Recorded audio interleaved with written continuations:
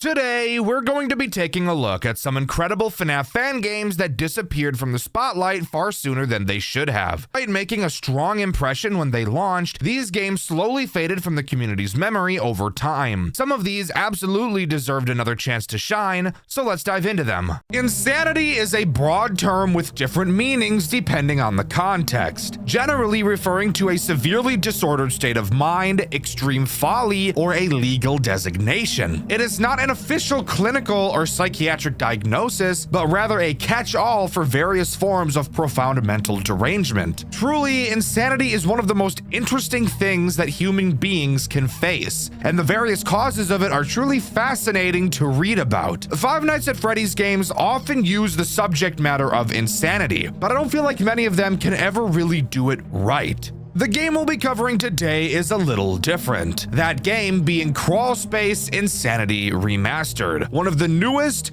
coolest, and most challenging FNAF fan games the community has ever seen. We're going to be diving into every single corner of this game's mechanics, storyline, and piecing together everything you need to know. So join me today as we dive into the long-awaited video of Crawl Space Insanity Remastered. All right. I'm not at all ready to start talking about this game. As I'm writing this part of the script, it is currently 6:34 p.m. May 28th of 2026. Throughout this video, I will update you on the progress so you can get a small window of understanding of how much this game has destroyed me. The game opens to a nice prelude, and already I'm upset as this brings up a pet peeve I notice in a lot of games, not just FNAF. For some reason, the subtitles are on the bottom of the screen during the prelude. While that is totally normal for subtitles, when there's nothing to look at in the middle of the screen and it's just this fucking spiral pattern, then move the subtitles to the middle so that it takes up more dead space. I just really hate how this looks. I know it's a nitpick and it doesn't matter at all. But anyways, the prelude reads as follows. Hello, Fritz. You have fallen. He got you. The floor beneath you shattered, and you screamed as you barreled towards the bottom of the hole. Did you see them? You could have saved them. I will make sure you never forget that, and you will make sure to stay alive the best you can. That's all you will do, and that's all that needs to be done. That's all. For now, you live in the hole. So, it appears we play as Fritz in this game. And now is probably the time I should mention the thing everybody already knows about this game, just in case there's one or two people who are living under a rock. Crawl Space is a part of the Insanity Remastered trilogy, which is a retelling of the original Dormitibus story, minus all the disgusting shit. If you want to learn more about that, you can check out my video all about the original Dormitibus after this one. With this, we load into night one and we see that this game looks incredibly fucking boring. Let's start by going over the tools at our disposal though. To start, we have our cameras and our flashlight, which are both tied to a battery. It drains really fast, but if you're not using either of those tools, it will recharge itself. That's really all the tools. The phone guy asks us if we know who we are. Of course, we know that we're playing as Fritz and we're currently in a place known as the Hole. We're told that we have to save them, probably referring to the children, but we obviously have to save ourselves first. So let's quickly take a look at all four threats this first night introduces, because yes, I'm serious, there's actually four threats on this stupid fucking night. I'm going to talk about Bonnie, Chica, and Freddy all at the same time, since I'm not kidding, they all do the exact same thing. Yes, I'm serious. Each of them will try to approach you via the giant hallway in front of you. If they ever appear, just pull your camera up to hide from them until they go away. That's literally it. Foxy is somehow even easier. When you see him in the hallway, just flash your light at him like FNAF 2 and he'll go away. Yep, that's it. This is boring as fuck, but I'm willing to bet that you already know exactly why it's boring as fuck, and if you don't, then get ready for something crazy. Once the night hits 2 a.m., this happens.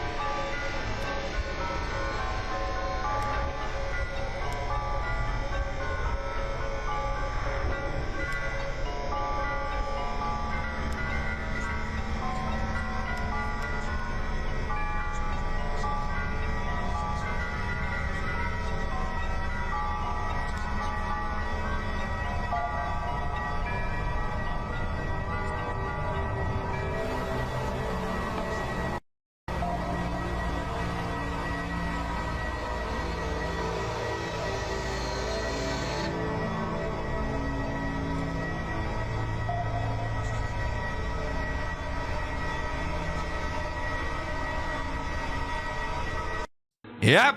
That's right. The prelude actually includes a fake night 1 and we're booted to the real title screen. You didn't really think I was about to talk about a game with a loop that boring, did you? I would never do that. All right, let's get into the real nightmare that is this godforsaken game. Jumping into the actual night, there is already a lot to go over, so I'm going to try to break it down as best I can while making it as easy to understand as possible, because there really is a lot to learn here. Let's start by talking about the phone call. Phone guy tells us about Bonnie, who we'll talk about in a second, and flipping. I will mention what flipping means later. This game uses two systems: sanity and stability. Throughout the night, your stability will decrease. You'll notice that your sanity never decreases and actually stays full the entire night. How do you increase your stability? Well, that's where this game introduces flipping. Its central mechanic that is actually so fucking AIDS, it actually made me question whether or not I was actually going to make a video on this. When you flip, it quite literally inverts your entire monitor so that everything is backwards.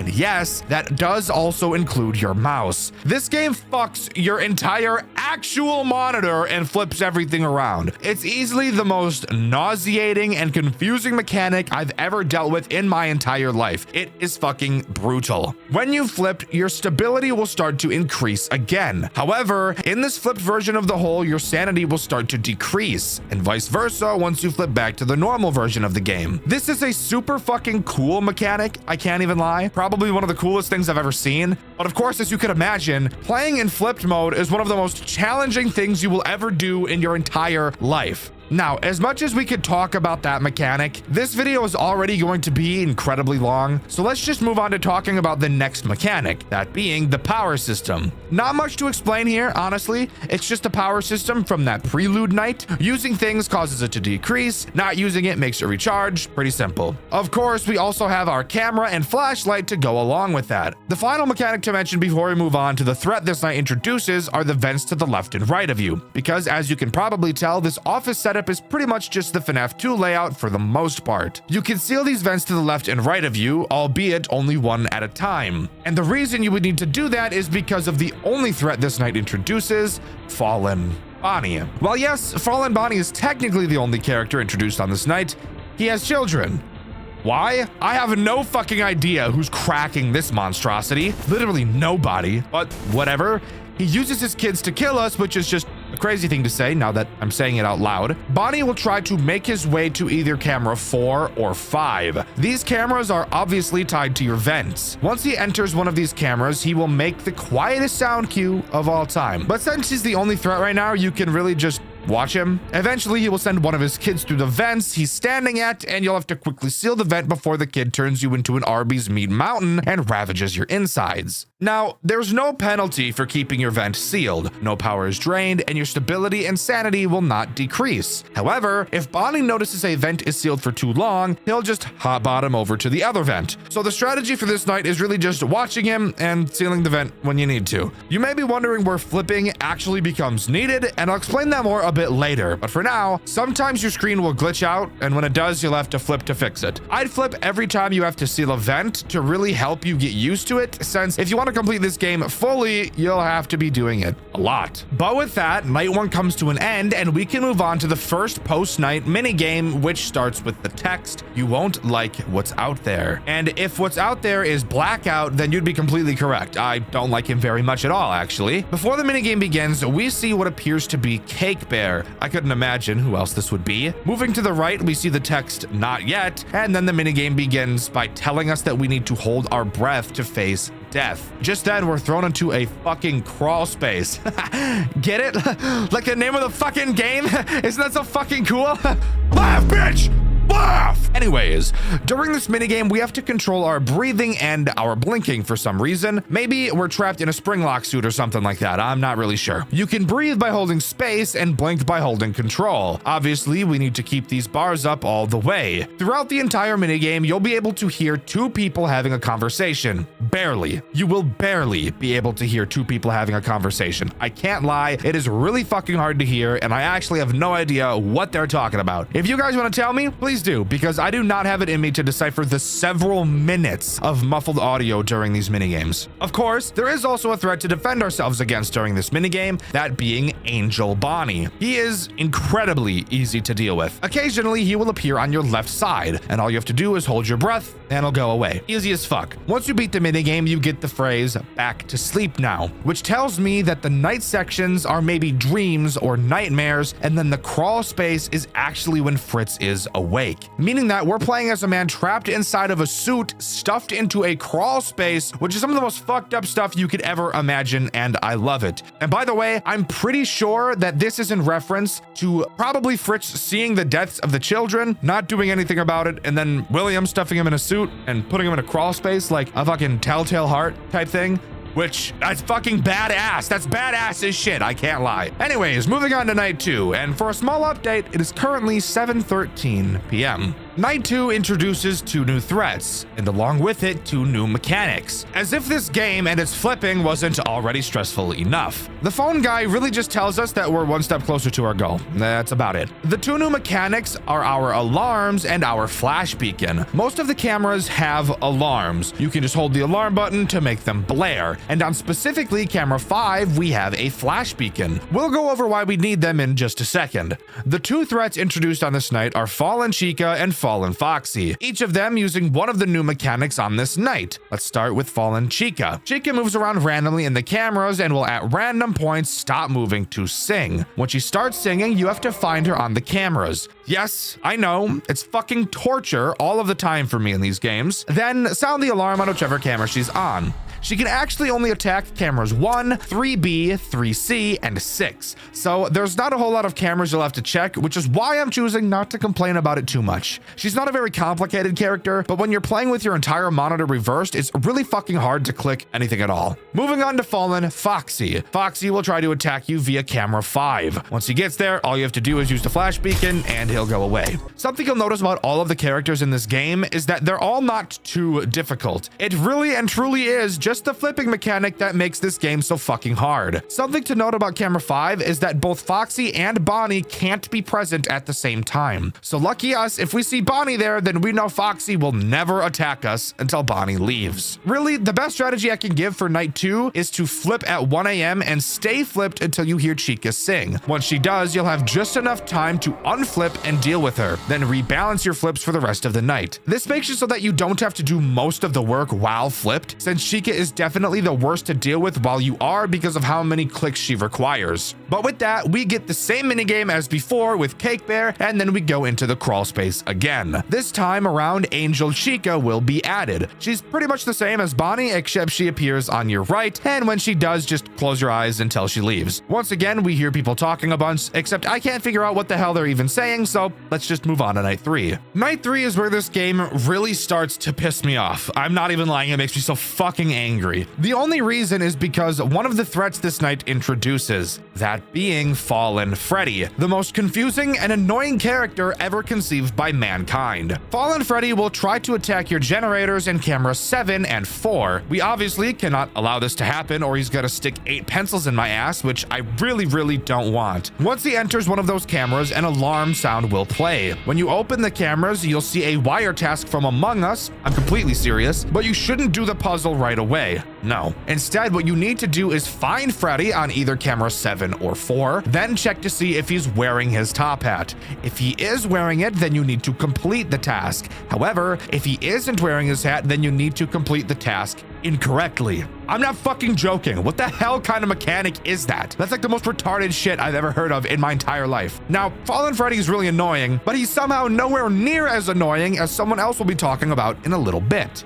Because this night also introduces another new threat, that being Fallen Puppet. Fallen Puppet will randomly show up inside of your office. When he does, you'll need to quickly waste all of your power. The fastest way to do this is by using your flash beacon, since it empties it immediately. So overall, it's really easy to deal with. However, as you could imagine, you don't really want to be wasting all of your power. And that's because of what I'm about to tell you. Because we're about to talk about how this game really rapes your ass. Night 3 upgrades each character we've seen so far from the first 2 nights and just makes them way fucking worse. So let's start with the least terrible, Fallen Chica. All Night 3 adds to her is giving her the ability to also go to cameras 4 and 5, which makes her way worse because she is just a finder on the camera character. So more cameras equals less fun for Dexter. Fallen Foxy gets the additional attack ability of turning into Withered Foxy, just jumping ass naked into your hallway and flashing his cock to you like the Fent Walker I saw in the park the other day. Just flash your flashlight at him and he'll go away. But now we can move on to literally the worst thing you've ever seen in your entire life. Fallen Bonnie and his stupid fucking kids. For some reason, they also give Bonnie the ability to turn into Withered Foxy. However, he doesn't require you to flash your light at him. You'll never in a million fucking years guess what you have to do to stop him. Here, I'll even give you a multiple choice. When Fallen Foxy enters your hallway, do you have to A, hold your flashlight on him until you run out of power, then wait for the power to turn back on and then flip?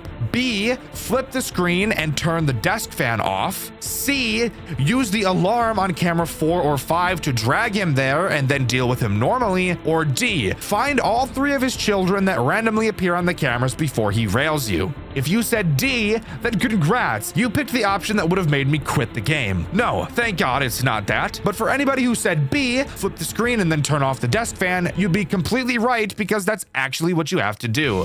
Why the fuck does this make him go away? I have no idea, but this is the most frustrating thing to do during this game, and I fucking hate it with all my soul. The strategy for this night is really tough, I can't lie. Really only flip when necessary or after you deal with Bonnie and the vent attack. Most threats aren't too terrible to deal with flipped, in all honesty, and you should be getting used to it at least a little bit at this point. Oh yeah, and I forgot to mention Chica. She can appear on the same camera at the same time as the other characters, and if she does, most of the time you'll just lose. I can't even lie. It's really hard to deal with 2 characters at a time. However, I would recommend dealing with Chica first since most times she'll end up being the bigger problem. Oh yeah, and don't forget that Freddy and the puppet were added on this night. I know you've probably forgotten about that after the 3 other character upgrades, but yes, 2 more threats were introduced this time. Just fucking kill me. I'll also mention here 2 death minigames I stumbled across. I don't know how many there are, but here are 2 I got. Basically, one of them has Fritz finding William stuffing the kids in the suits, and then William puts Fritz in a suit as well. No witnesses type shit. And that confirms my theory that that is why we are present in the crawl space. The other minigame is just a cutscene. It's a conversation between Fritz and another guy named Peter. Peter tells Fritz about the kids and that if he knows anything about it or learns anything to let him know. Hate to break it to you, buddy, but judging by the other minigame we just saw, I'm willing to bet that Fritz isn't going to be able to tell you shit. The post-night 3 crawl space section is much the same as the others, except this time you will also get to see Angel Foxy. His mechanic is pretty easy. You won't be able to see him, but you will hear him making a clicking sound. When you hear it, just spam blink until he goes away. The only slight problem is that Bonnie and Chica can attack at the same time, but always be sure to make Foxy a priority and you'll be just fine. Once again, I can't fucking hear a word that the 2 guys are saying above us since the animatronics are so loud in my fucking ear. So if anybody wants to give us a summary, I'll pin your comment. Moving on to night 4, it is currently 7:48 p.m. for me, so I think I'm making pretty decent time. But during the phone call, we're told that camera 8 has been fixed. And of course, the new threats on this night will relate to that camera. But first, I want to talk about Fallen Bonnie again.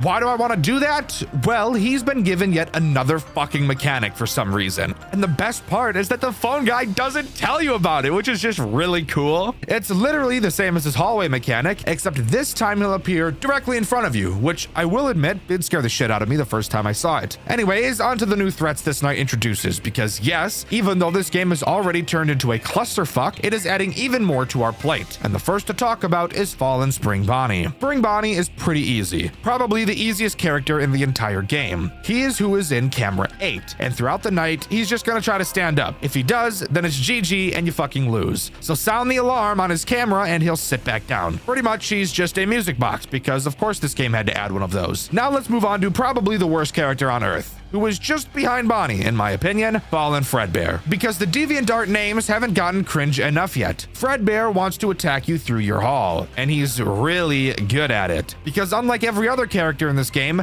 Fredbear makes no sound cues ever, which is actually the worst thing on the planet. Once he's in your hallway, all you have to do is turn your fan off. Thankfully, this time you don't also have to flip. I really don't know why Bonnie has you do that, but what really makes Fredbear bad is the synergies he has, because not only can Bonnie and Fredbear be in the hall at the same time, but Bonnie and Foxy can be in the hall at the same time, and fuck it, I'm not kidding at all 3 of them can be in the hallway at the same time. This is actually just the worst shit anybody could ever create. This game is so fucking hard, it's not even funny. What the fuck am I even supposed to do about this bullshit? The strategy for this night is ass cheeks, I can't even lie. Really only flip your screen for Bonnie and when the screen flickers. Fuck everything else. Keep your camera on 5 to check for Foxy and never leave a vent sealed after dealing with Bonnie. Whenever you deal with a camera threat, either Freddy, Bonnie, Foxy, or Chica, check your hallway and deal with whatever the fuck is there. Then check on Spring Bonnie and hope you weren't too slow, and repeat. This night is so fucking AIDS, it's really hard to put into words. And we still have another night to talk about. Look at the length of this video. We're not even close to being done yet. During the crawl space section, we get introduced to Angel Freddy. All he does is appear in front of us, and all you have to do is lift your hands off your keyboard and mouse until he goes away. Basic strategy here is always deal with Foxy first no matter what. Then deal with Freddy,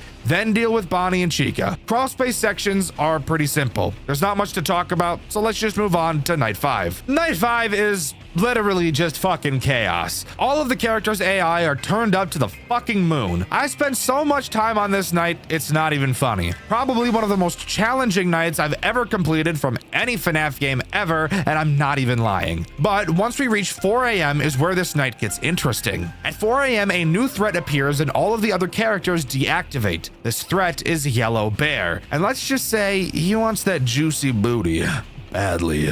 Once he spawns, he'll choose to start at any camera he wants and slowly make his way to your hallway. You can stall him on the cameras by using your alarm, but he'll never move backwards. But you honestly don't even need to do that, because once he's in your hallway, you can just stall him for the rest of the night by spamming the lights, so he's honestly really easy. The general strategy for this night has you start by focusing on cameras 8, 4, and 5, because Bonnie and Spring Bonnie will almost always attack you first. After dealing with them, check the hallway and camera 5 for Foxy every time you deal with Chica. Only ever check Spring Bonnie after the first time when you have a small bit of downtime, since he has to make it through 5 different phases before he kills you anyways. This night is really fucking hard until 4 a.m. and playing it for yourself would be the best way to understand it, because I quite literally do not have the vocabulary to explain to you how hard it really is. The minigame for this night is weird. There's no crawl space, but we do get the Cake Bear minigame, and this time we're a much more realistic version of Cake Bear. We walk to the right for a very long time and stumble across a withered Cake Bear, I think. I have no idea what this is, and we get the following cutscene. I'm glad you came all this way to see me, Rats. I'd thought you'd forgotten about me.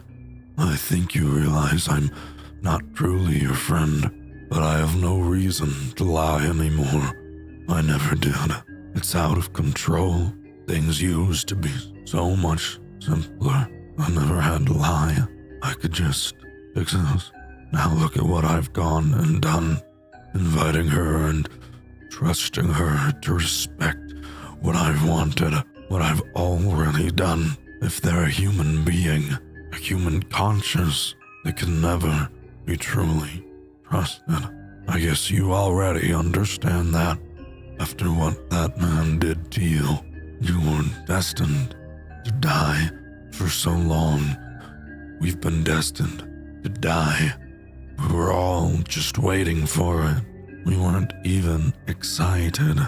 We weren't scared. We just, no, aren't you tired of this? Hasn't it gotten old? It feels like it's been an eternity. We're worn.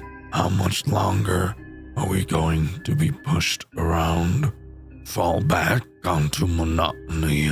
It's better than piling on to this abomination and seeing that it crashes. Return to your old life. Kill the story. Escape.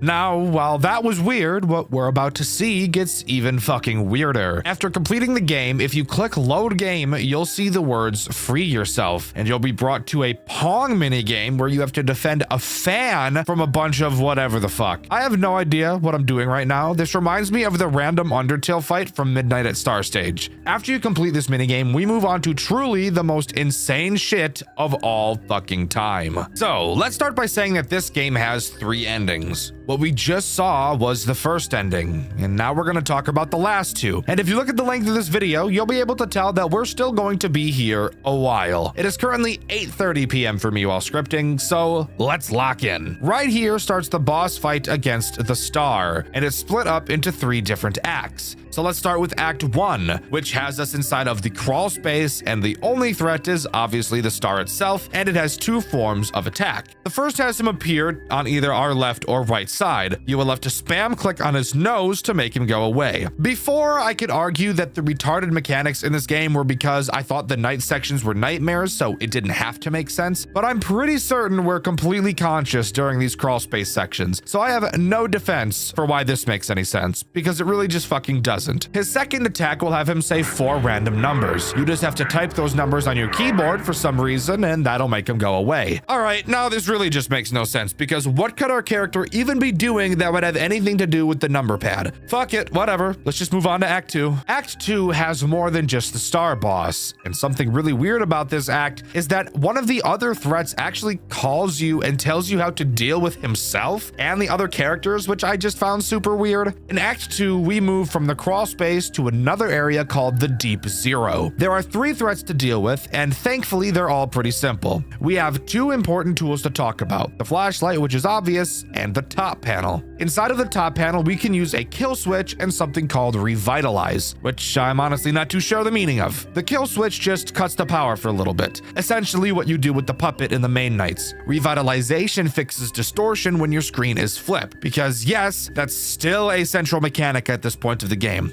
Silly me, I thought I would have escaped it by now, but I guess God just hates me. Let's start by talking about the threats this act introduces, starting with Insanity, who is the guy that called us. This guy is literally just the Wither from Minecraft, and yes, he does have an actual human skull, which I do think is pretty cool, I can't even lie. Insanity appears in your left hall with a sound cue, and he himself will never kill you. However, he will disorient you really badly. If you just use the kill switch, then he'll piss off. No real problem here. Again, the characters in this act aren't that bad. Prelude is the next threat, and I really don't know why they gave him that name. It's literally just Freddy. He moves through the cameras with a sound cue to your hallway. You will have to make sure you never look at him on the cameras. I'm not really sure why, but yeah, just don't look at him. Once he gets to your hallway, just use the kill switch, and it's easy. The Star is obviously the final threat in this act, and he has 2 ways to attack you. He will stay on camera 10 for the entire night. His first attack has him appear in your office, dwarking in your face.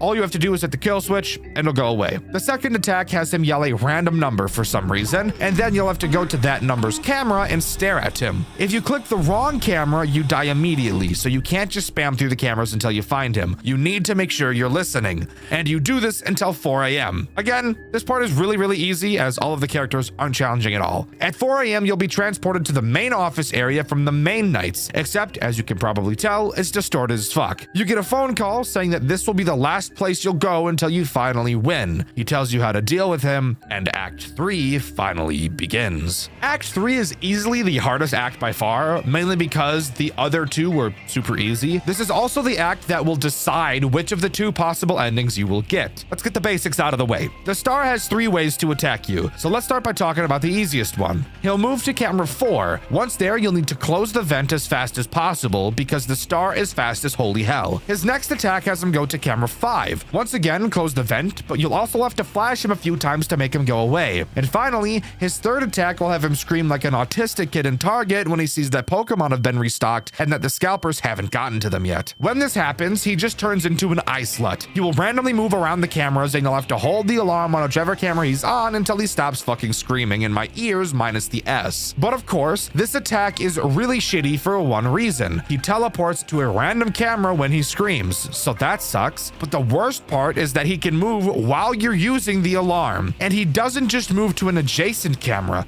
No. He teleports to any fucking camera he damn well pleases. Are you fucking kidding me? I'm so sick of these bullshit ass, fuck ass mechanics. Please just kill me already. I could get really mad and scream about this for the next 10 minutes, but I'm gonna be the bigger person and choose not to. Once you complete this final act, you will get the option to either lose your sanity or lose your stability, and whichever you choose will determine your ending. If you choose to lose your sanity, people reveal the crawl space and find Fritz inside of the Cake Bear suit. Fritz hears people talking faintly while he's in a coma-like state. He is then put into a mental institution and the credits roll. I suppose that makes sense. We did choose to lose all of our sanity after all, so the loony bin is probably the best place for us to go. I do think that the reveal that we've been in the Cake Bear suit the whole time is really, really cool, as this game basically just goes to explain where this very important character actually comes from. This is, in my opinion, a perfect example of show don't tell when it comes to storytelling, and I love to see it. However, if you choose to instead lose your stability, Fritz just gets fucking spring locked and dies inside of the Cake Bear suit. We're told that there may still be a chance to find out who the real killer is. We chase after this killer only to find the one, the only Garvey, who is obviously the one who killed the kids in this game. And thankfully in this retelling, he didn't rape one of them for no reason at all. A spirit talks to us and is for some reason happy that we're dead. Pretty morbid, I won't lie. Since the deep isn't real, it is infinite and the mind. I have no idea what that means. I hate FNAF lore. It's so goddamn confusing. Someone please translate. It's like what I'm seeing is Japanese or something. I really have no idea. The spirit asks us how much deeper we want to go, and then we get to see the deep 1 as opposed to the deep 0 we saw in Act 2 of the Star boss fight. In all honesty, this was just a super brief overview of both of these endings. They both have interesting minigames attached to them with some pretty cool scenes, like some does bad things guy type scene with Garvey and a bunch of dead kids. It's honestly really cool to see, and I think this game does such a good job at telling the story. Much better than the stupid fucking theater thing from Dormitibus, which just didn't feel like it fit the game at all. And apparently, both of these endings happened at the same time, getting found in the Cake Bear suit and ending up in Deep 1. It's really cool to see, even though I don't fully understand how any of it makes any sense at all. Now, of course, there are still plenty of other death minigames to talk about, so let's go ahead and get those out of the way. The first is called Missing Persons. In it, we play as a random security guard. Our task is to sneak around the pizzeria to gather information about the kids going missing. We talk to some dude named Colin and another guy named Kane and Anthony and also Peter again. There's a lot of shit going on. Just a lot of us asking questions about the missing kids. They also mentioned something about CCTV footage that we could take a look at for evidence. Eventually, there's a jump cut to a man named Mr. Jimenez with Peter. He's pissed off because his kid has been missing for 2 days, but in all honesty, I kind of call that a win. I hate kids. In the next minigame called Material Witness, we're tasked with getting the CCTV footage I mentioned earlier. As we make our way to the office, we can enter the top left side of the party room and see Shadow Freddy, which is pretty cool, I guess. Once we enter the office, we meet with Garvey. We talk to him about the missing kids, and Jeremy tells Garvey that he shouldn't hang around the back room since it's secluded and people might start suspecting him of the murder since he's the quiet type, which is very unfortunate since we all know Garvey is the one who did it. They mention how Fritz is currently the prime suspect, and that's really about it. This conversation drags on for so fucking long. I was going to get some actors to dub these minigames, but holy shit, they're so long and fucking boring. You can also pick up a key in this minigame. If you go to the office, but take a right before entering it and go into one of the party rooms, you can walk through the wall. Go down and all the way to the left and then all the way up, you will see a room with a key. We'll talk more about the keys later. The next minigame I want to talk about is called Cake Bear's Last Performance. It takes place in 1982. In it, we're around a few other people.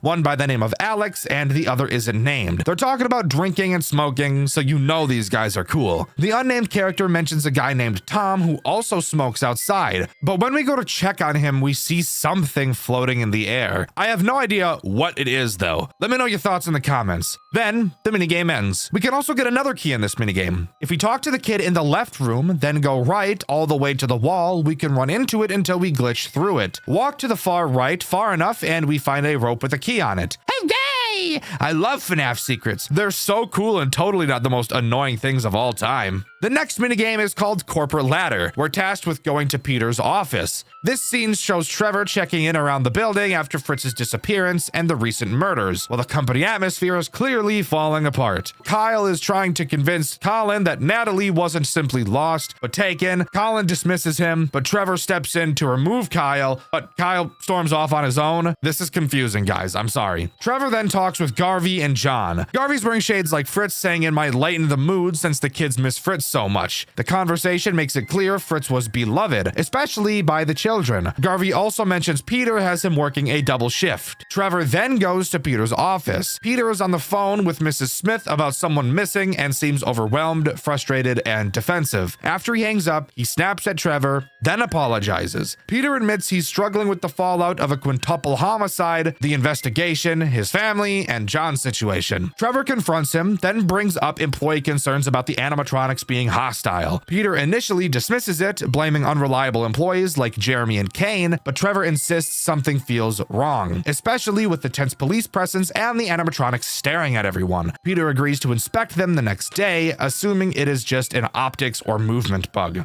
Holy shit, that minigame was long as fuck. All of these minigames are. If you were to play all of the death minigames in order and actually read all of the text, it would probably take you a solid 45 minutes to get through all of it. It's actually some of the most lore-heavy shit I've ever sat through in my life, and it felt like a fucking chore. I can't even lie. I'm not having fun writing this part at all. The next minigame is called Give Gifts of Light, and holy shit, this is the longest one yet. I want to die. The puppet gives the murdered children masks and gifts, which leads to them becoming the BOA, or the Box of Abominations. After that, Peter checks in with Jeremy about the toy animatronics. Jeremy is uneasy around one of them and asks why they don't just move it to the back, but Peter refuses because of how much money was spent on it and because investors are already putting pressure on him. Peter says the main three animatronics' eyes are malfunctioning, so he needs to get parts from the older animatronics. Peter, Trevor, and Kane head into parts and service. Kane brings up suspicion that Colin may have known more than they thought, but Peter insists Colin is likely guilty because he stole money and disappeared. Peter even says that if Colin is blamed, it might be good for them because the cops could leave. Once they enter the back room, they notice a disgusting smell. Kane says it smells like bleach and rotten pennies, not normal wastewater. While searching the old animatronic heads for ocular motors, Kane discovers blood on one of the suits, then realizes there's a body inside. Trevor finds another body too, making it clear the missing children are hidden inside of the old animatronics. Kane immediately wants to call the cops, but Peter refuses, realizing that if the public finds out, the company and their careers are finished. He pressures Kane by pointing out that Kane was responsible for maintenance checks and could be blamed for failing to find the bodies sooner. Trevor then offers a darker solution. He knows a guy who can make the problem go away. The scene ends with Peter deciding to cover everything up. Kane is terrified and wants no part in it, but Trevor tells him all he has to do is walk away and stay silent. Kane agrees in exchange for his tuition being paid and his name being kept out of it. Peter agrees as long as Kane makes sure Anthony and Jeremy never find out. Trevor then warns him he saw nothing, he heard nothing, and knows nothing. And there's only one minigame left to talk about called Loose Ends. Who gives a fuck about what the people are saying? The cool part is that Jeremy gets the Bite of 87 special. Hooray! I'm finally done talking about these fucking minigames. There's still one more thing I want to mention, however, and that is the diary. After completing night 5 for the first time, we unlock it. It's incredibly long, but I guess I'll actually read this one to you. Editor, put a mix of Subway Surfers, GTA cars falling down shit, and some other bullshit that's fun to watch in a compilation on the side of the screen while I read this. Yes, I may answer if you tap the glass. School will be missed, and its many exploits or stunts. From plenty of people other than myself, having a hand in so many things, call it calculated immaturity, has let me write about it here. So I'm leaving high school with many stories, and I see this as important. I don't remember any cases where staff actually let themselves believe I had done what I'd done, despite being clearly told, so it must be true that I'm naturally sweet, believable, and appealing. I'd hope for this not to change. Try hard, I don't know if the competition, or I'd say maybe superiority complex of school can really exist as well in the following life. This is okay. Of course, F have been ready for a long time to move ahead from this and do worthwhile things. Brandon and I are still happily friends. He's the type to be friends with almost anyone, of course. With so many large meetings, even parties, at his house I found often attended with Greg, Patricia, Anderson, and the likes. So, of course, we will all meet for graduation. June 1st. 1955. Yes, I may answer if you tap the glass. I have delayed the writing of the note for some time due to all my time spent with a certain young man, possibly described as a lonely, pathetic, bumbling, wannabe greaseball, desperately failing maturity, never quite let into the gatherings, but watching prom afar, usually watching me. He's 16, 2 years younger than me. He's only around because he's Brandon's younger brother, Alex White. I think there is a spark of genius in this young man that I would do good to blossom with, though, if anything, I would even say this is obvious to me. Just because someone is different from how they naturally appear doesn't mean they're intentionally lying. Everyone does it. It's normal. Follow me. I'm a friendly rabbit. June 1st, 1955. Mex drowns. There is truth to it. I'm trying to gauge and measure. There's also the fact that engineering is ridiculous and doesn't make sense. I'm half joking, of course, although I do obviously question physics, nature. So is he literally spraying himself with maturity? What brilliant symbolism. But no, seriously, it was all that they had for some reason. This is oddly hyper-specific, but he's like the type of person that wouldn't go through the effort or pain or severing their arm to save a child. But you know, I sure feel bad about it for the rest of their life, and overcompensate by sculpting hundreds of fake arms. Actually, well, I guess we wouldn't know, unless somehow that scenario really did play out. Last night we were sitting by the creek. I wanted to relax after I attended the ceremony. I was lost in thought. Who was left? He realized a deep sadness was forming in his eyes, so he moved his head completely to the right, causing the back of his head to face me. He tries to hide his weakness from me. From all women. From anyone. But I haven't seen it. And I remember his face. I study his sadness from the traces, and I look past his skull. Luna 17th. 193 question mark. Come asylum. Unbelievable. I must state this in here right now. I will never stand for this. Know that people who'd ever talk about themselves or question anything would tell me my disconnected world vein, my disconnect from humanity, stems from a discontent for my own life, a mental condition that impedes me from connecting to people, a simple sickness or defect, a fault. Sam above deep or nuanced human connection because I have been past humanity. I cannot, because if I existed in places these other people have never even dreamed of. I was born a higher being and I will give everything to myself. I know people would say this to me because I've seen it on my own, as I have seen everything. My mind is not human, but was born in a human body. I can exist under this facade for as long as I swant. It is control. It is not hard to smile, no feelings. Feelings are an idea that can be bent at will if you are not content to mindlessly lie to yourself. If I want not to love someone, I will not love them. Oh me. There is no reason it can't be this simple. I will not let anyone lie to me. I will wall in and take everything. I will not waste effort of writing about the incident that happened earlier today that lead me to record this sentiment. Damn Alex. He knows not what he does. He understands not what he says. He has always been a lost soul. They have no obligation to save him. He is unsavable. He will sink into his depression unconvertibly. He will always appreciate that S picked him up and showered him in my influence. Even if there. November 13th, 1963. Come asylum. A day that he may not admit. Think my he, so hell is too close hilarity. He has never been shoved away and forgotten like he acts like he has. I'm not going to reach out to those quacks and charlatans. This notebook is my institution. It is the only place with order where all the words are set in a place for a reason. The only place with true reason. Would they really be willing to lock away someone as pertly, softly spoken, well-spoken as me? Yes, of course. They would love it. Shut me in a room and leave a little peephole in the wall so they could watch the grime build up in the room and let it infect and toil within me and watch my beauty break into pieces, watch all of me fall apart, and they'd savor it. My mother warning me of issues of mental commitment when I was young is the last thing she has ever done for me. I've written this bit later. Late tonight, I found Alex sitting at the television watching an investigative report called Suffer the Little Children on NBC. I don't write about it because there's nothing to say that my mom hadn't told me back then, but I've still been watching Ticket at Foyleys this year. I was trying to hide from Alex how much I was studying his face, and thankfully he was entranced and not thinking of me in those moments. There was a lot you could gauge from his face during that time. The secondhand guilt and parental pain is there, yes, but he definitely does not care about those children. He's an apathetic person, especially when it comes to outside situations. November 23rd, 1963. But you know he is thinking of John. He always thinks of John. John is his own. Still, I cannot imagine Alex will have money for John's 5th birthday tomorrow. I obviously know I won't. And holy fucking shit, that's it. That was confusing. It was written exactly how I said it. It's so fucked up. I think I'm done.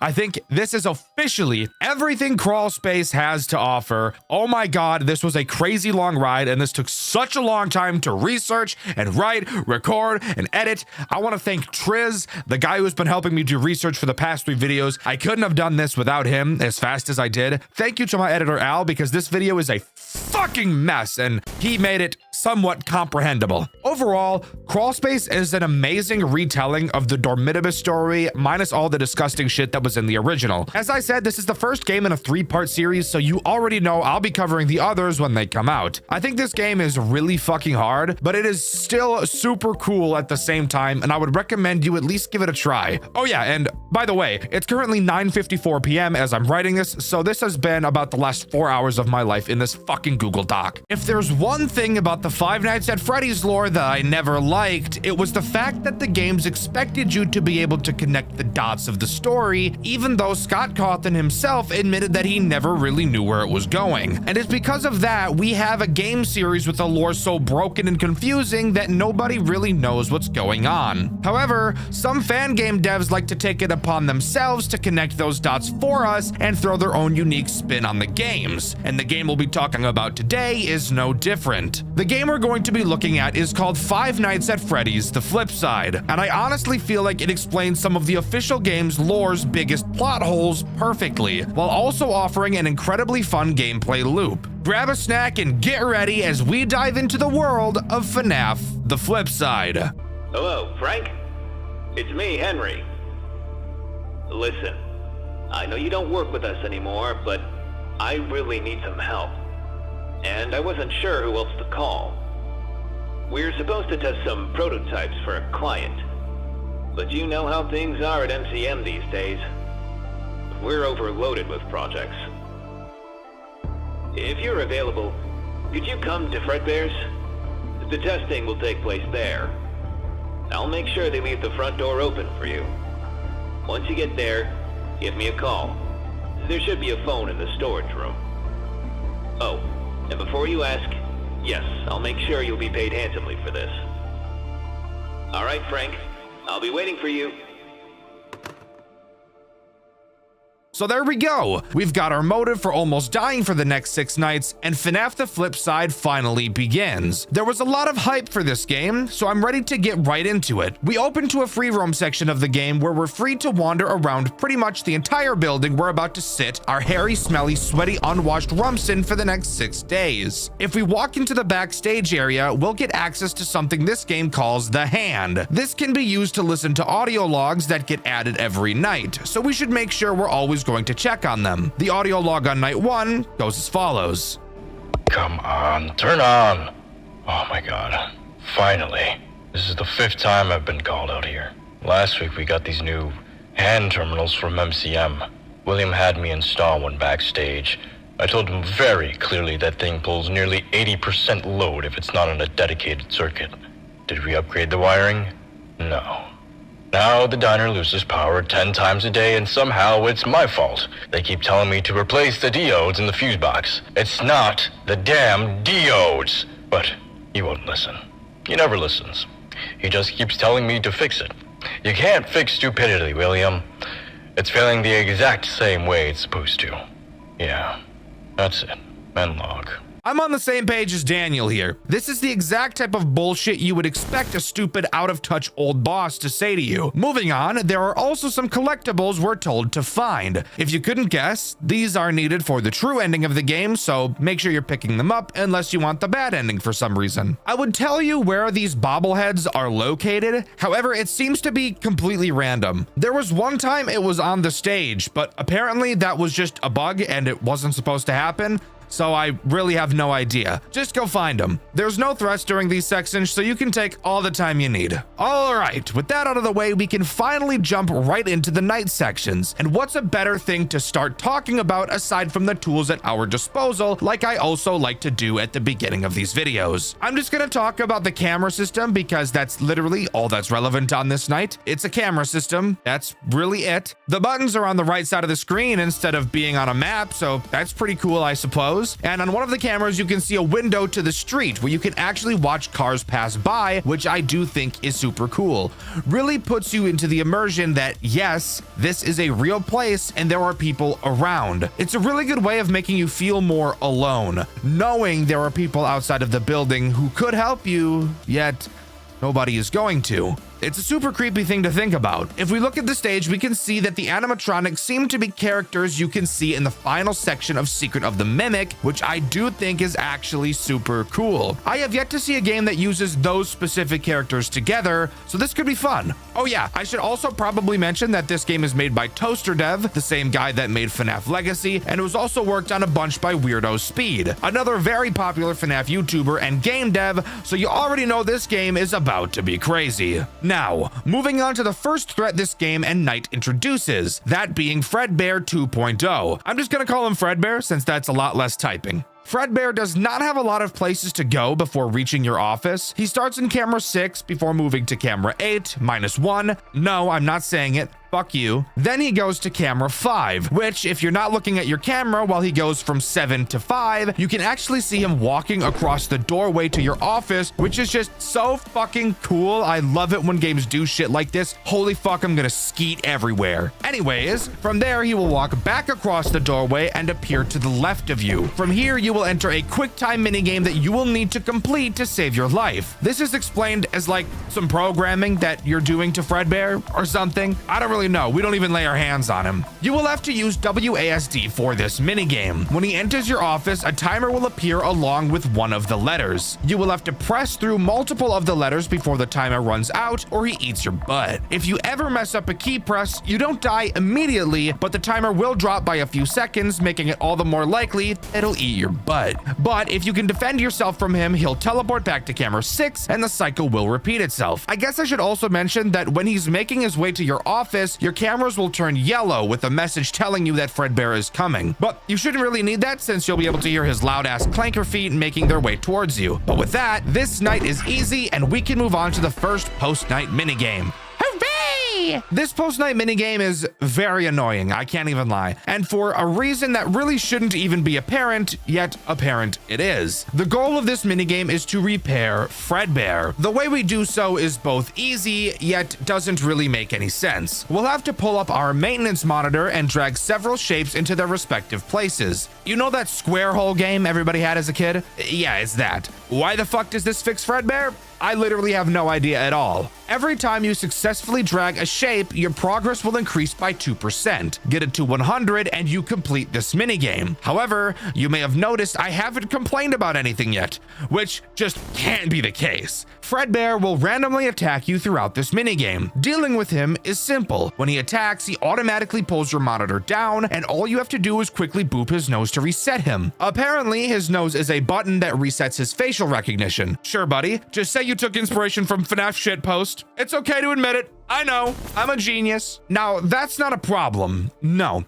The problem is these stupid fucking shapes. You would think that the shape at the top that you have to drag would change each time you drag the shape and drop it where it needs to go. But no, that would make too much sense. Instead, what really happens is that the shape will randomly change every 1.5 seconds, regardless of whether you're holding it or not. So you could be just about to drop the square into the square hole, and all of a sudden it turns into a fucking rhombicosydodecahedron at the last second, and now you lose. And what does losing mean? Well, it drops your progress by 20%, and each shape only gives you 2%. Are you fucking me in my dick hole right now? You've got to be kidding me. That's so rape. Oh yeah, and since I'm saying semi-offensive words, I might as well add another one to the list. I saw a guy in my comments recently who timestamped the first time I said the dreaded R word in my video. My guess is they're doing this in a piss-poor attempt to be passive-aggressive, so here, this one's just for you, retard. Moving on to night 2. Night 2 begins with a free roam section. Of course, we could just start the night, but why do that when we could listen to an audio log instead? Yippee! Hello? Is this thing on? Finally! I need to get this on record, because if I don't, I'm going to lose my mind. I've had to clean out the fridge in the kitchen again. This is the 5th time this week. The 5th! Isn't this supposed to be the janitor's responsibility, or maintenance, or literally anyone who isn't the head chef? Because last I checked, I was hired to cook food. Yet here I am wondering how this place is still legally allowed to operate. And the fridge? Oh my God, the fridge. I don't even know where they dug this thing up, but it's like it was designed to ruin food. Milk spoils in 2 days. It's not even refrigeration. It's practically accelerated decomposition. I swear it'd be safer leaving the food out on the counter. And don't even get me started on management. William especially. Every time I bring this up, he waves off like it's nothing. We'll look into it. Yeah, sure. You've been looking into it for months. We've poisoned what? 5 customers because of it? 5! Yeah, I can't do it anymore. I quit. Once again, just adding to the conclusion that William is an out-of-touch boss. Who would have thought? It's not like he does really questionable weird shit like all the time. That would be absurd. Oh yeah, grab a bobblehead wherever the fuck it is, and we can jump into the night section. Night 2 introduces one new threat, that being Spring Bonnie 2.0, who, of course, I will just be calling Spring Bonnie since that's easier. And Spring Bonnie also isn't too big of an issue, but could easily become a problem if you let him get out of hand. Occasionally, Bonnie will move into what I will call his attack mode. When he enters attack mode, he will make a sound cue and move from camera 6 to camera 8, then to 7, followed by 6, and finally into camera 3. From there, he'll just fucking kill you. While you can't put Bonnie back on stage, you can move him away from you, and how you do so is probably exactly what you expected. Audio lures. Only certain cameras in the building actually have places that can use audio, and thankfully, unlike most games that have audio lures, this one doesn't have a certain amount, and you can spam them as much as you'd like. As you would expect, drag Bonnie around the cameras with this audio lure to prevent him from going cave diving in your ass and mining the rock hard diamond crusty shit trapped between your buns because you don't wipe properly. And he really shouldn't be a problem. Again, you can't get him back on stage, but you can pretty easily keep him in camera 8. But yeah, that's about it. Nothing else new is added on this night, and Bonnie doesn't add too much of an issue in combination with Freddy. However, there is one more thing I want to mention before moving on. At 5 a.m. every night, the AI of all active animatronics will increase. Just a fun way of saying fuck you in the last minute of the night.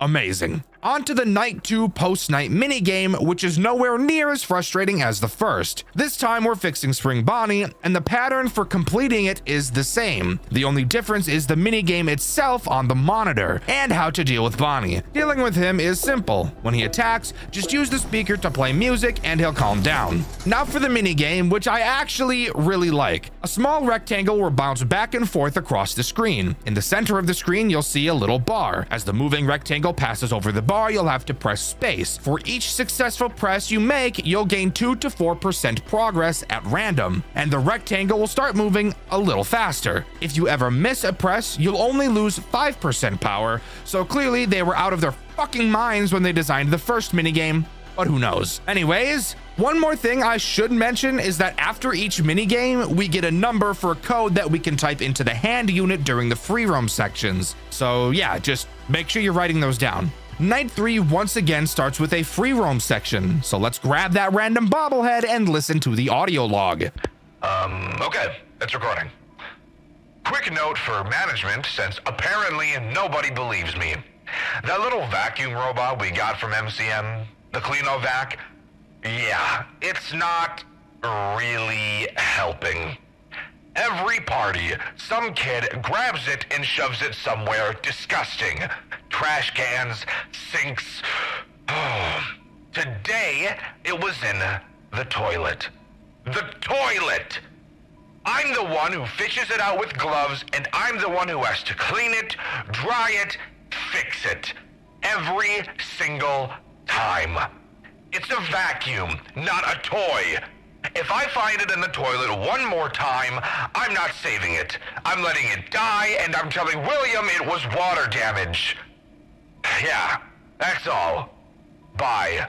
In case you guys were interested and couldn't tell, that character was played by me, and the name they gave that character is incredibly clever, being a triple entendre. Love you guys. Anyways, yeah, I find it funny how I talk about how much I hate kids in my videos, and then I get to play a character in a game who yells at kids. Perfect for me.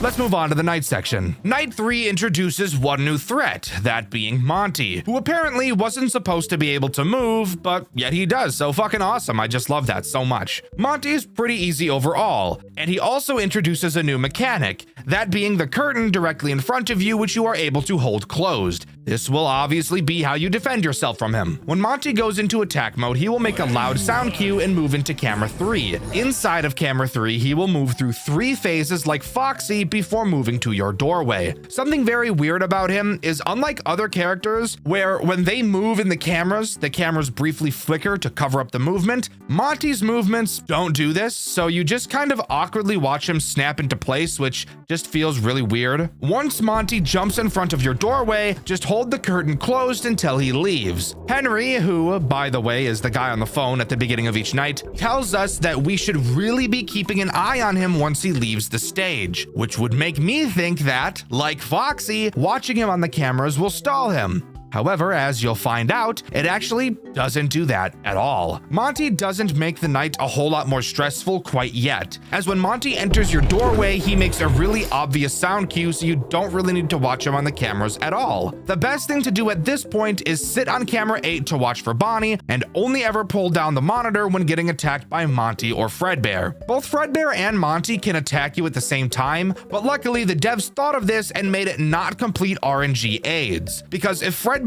attacks while Monty is at the curtain, then the curtains won't close and you'll be safe to deal with Fredbear. And if Monty arrives during Fredbear's attack, then you can quickly close the curtains and they'll stay closed throughout the attacks. Thank you so much, you two. I could give you a kiss on the mouth for real. Anyways, time to move on to the post-night 3 minigame. And of course, with Monty being introduced, he is who we're fixing on this night. Once again, the only changes are the minigame and how to defend yourself. On the bottom shelf in the room we're in, there will be a mask. And surprise, surprise, that's what you put on when Monty starts dworking in your face. The minigame is honestly really disappointing, as it's just the Funtime Freddy minigame from Sister Location, except a million times less fucking aids. Just hold the buttons to increase the percentage until you beat the night. Congrats, this one was boring as fuck. Let's move on to night 4. Free roam time! Grab a bobblehead and let's take a listen. Hello? Okay, I think it's working. These hand terminals are so buggy. So I just started working here at Fredbear's, first day and all that. And honestly, it's kinda nice. It's cozy even. Place has that old school charm, It smells like pizza grease and cheap cleaner, but in a weird way it works. Only one tiny issue. Who the hell picked the animatronic names? Fredbear and Spring Bonnie. Like, seriously, that's what we're going with? Why Spring Bonnie and then just Fredbear? Why isn't it Spring Bear? Or Spring Freddy? Or literally anything else that matches? It sounds like 2 completely different people named them on opposite sides of the room, and nobody bothered to discuss it further. Hey, what should we call the rabbit? Spring Bunny? Cool, and the bear? Fredbear. It makes 0 sense. And it bugs me. Way more than it should. I can't explain why. Every time I say the names out loud, it just sounds like the branding department gave up halfway through. That's about it. See ya. Honestly, bro, reasonable crash out. Seems like the type of random shit I would complain about for filler in one of these videos, so I appreciate you doing it for me. Oh yeah, and for some reason we get another log on this night too. Is this thing on? Yeah? Okay, good. I couldn't find a complaint box anywhere, so I figure this is the only way those schmucks at corporate might actually listen. I got hired to handle plumbing and a few other bits of general maintenance around the joint roughly, 5 to 6 months ago. Might I say you people suck at maintaining a building. I can't walk 2 steps in this place without finding a new leak I gotta fix. Leaky pipes, leaky roof, leaky suits. Oh, wait. I'm not supposed to talk about that. Wait, hold on! How come this place is held together with scotch tape and prayers, yet somehow you have enough budget to pay me 16 crap loads to keep my yap shut about what I saw in the back room? You people disgust me, by the way. No, I guess I'm not one to talk. I took your blood money, after all. And you ain't getting it back. My money now, suckers! Maybe having all that on the record ain't the smartest idea. How do I delete this? Maybe this button. So, this is probably my favorite log throughout the entire game. Just so goofy, yet explains some very interesting information. Probably the most important info we've got so far throughout the entire game. I also love the ending of the tape. It's just the right amount of retarded to make me giggle a little bit. Anyways, on to the night section. I sure hope the most enraging character of all time doesn't activate. Spoiler alert, the most enraging character of all time activates. Night 4 introduces a character named Bub. Once Bub moves, he will enter either camera 4 or camera 5. Something about these cameras you'll notice is that you can close vents on these cameras. From what Henry explains in the phone calls, it sounds like Edwin may have specifically designed Bub to crawl into vents for a currently unknown reason. Now, all you have to do for Bub sounds pretty easy. When he attacks, he makes a sound cue in your left or right ear. All you have to do is close the respective vent on that side of the cameras and he won't be able to get to you. Luckily, if you're being attacked by Monty or Fredbear, Bub will not be able to move. Period. These devs had every opportunity to make Bub the most frustrating character from any FNAF game ever, and they didn't do it. And I'm forever grateful for that. I would literally eat the lice out of their hair if they had lice. Now, I said Bub was frustrating, but why is that the case?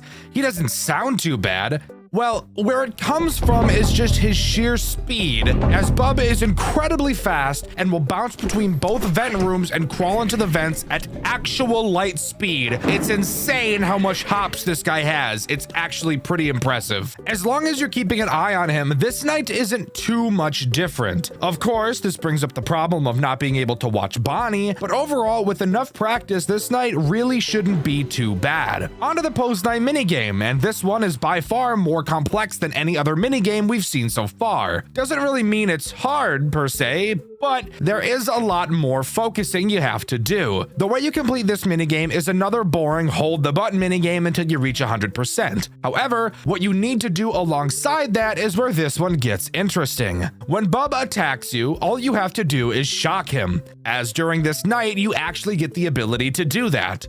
You also get access to an additional monitor this time around that acts kind of like a FNAF 3 repair panel. In it, you have to keep Bub's integrity charged and continuously charge your shock button or else it won't work. The lower Bub's integrity is, the more often he'll attack, and of course the more often he attacks, the less power your shocker is going to have. The best strategy I found was every 10% of progress I made, charge the generator and shocker a little bit. And of course, deal with Bub whenever he decides to have a seizure directly in front of you. But with that, we get another piece of the code and we can move on to Night 5. Of course, Night 5 starts with a free roam section, so let's listen to that audio log.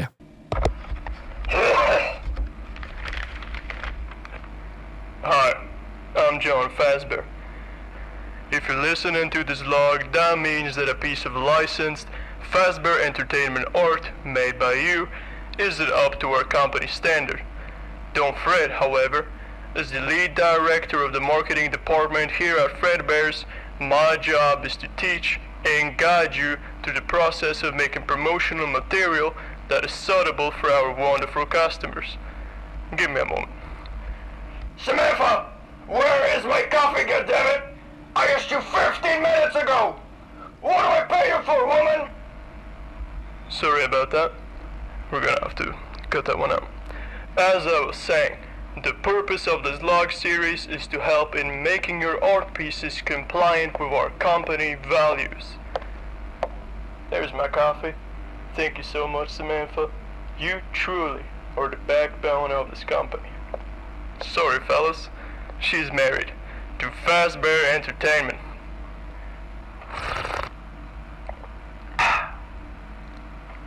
Where was I? Right.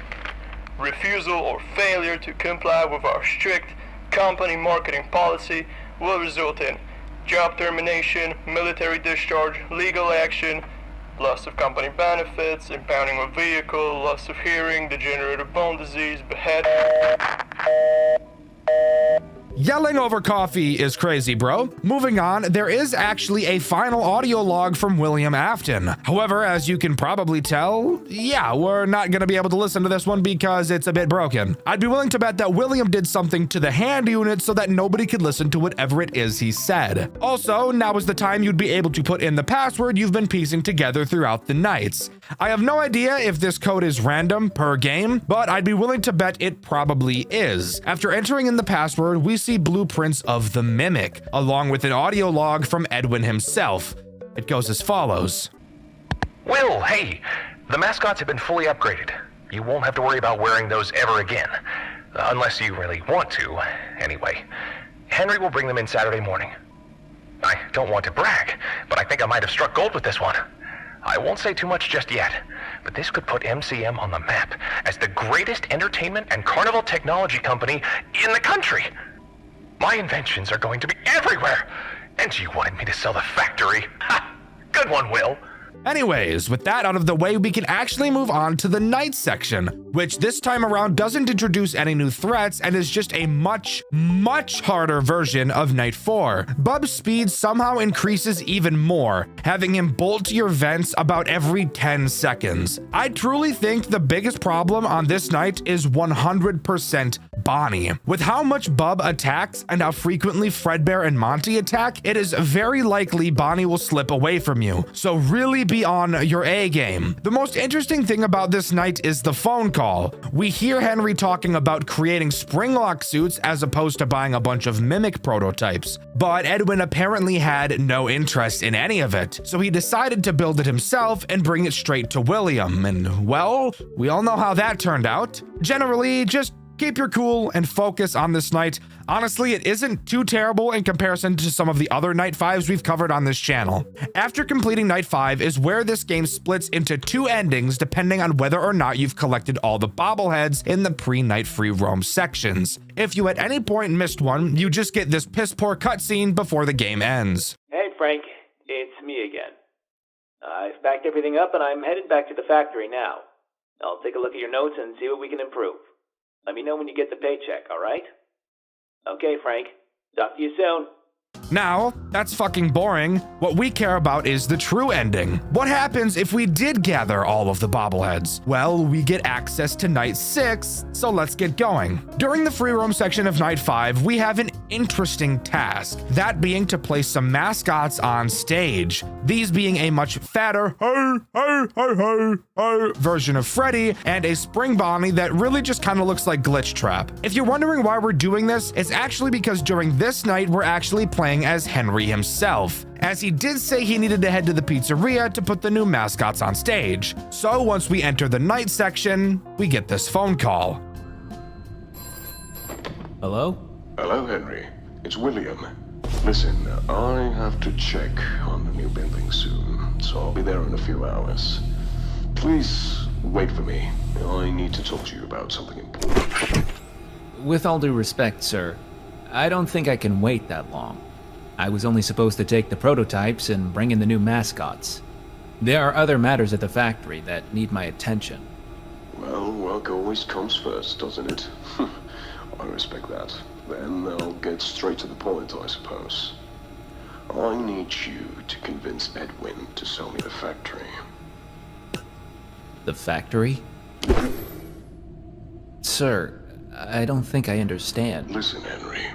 Murray's will collapse within a few years if someone doesn't step in. Edwin may be a brilliant creator, but he's a matter of business. I am. Under my leadership, the company wouldn't just survive. It would flourish. More contracts, more reliable employees, and more time for him to focus on his creations.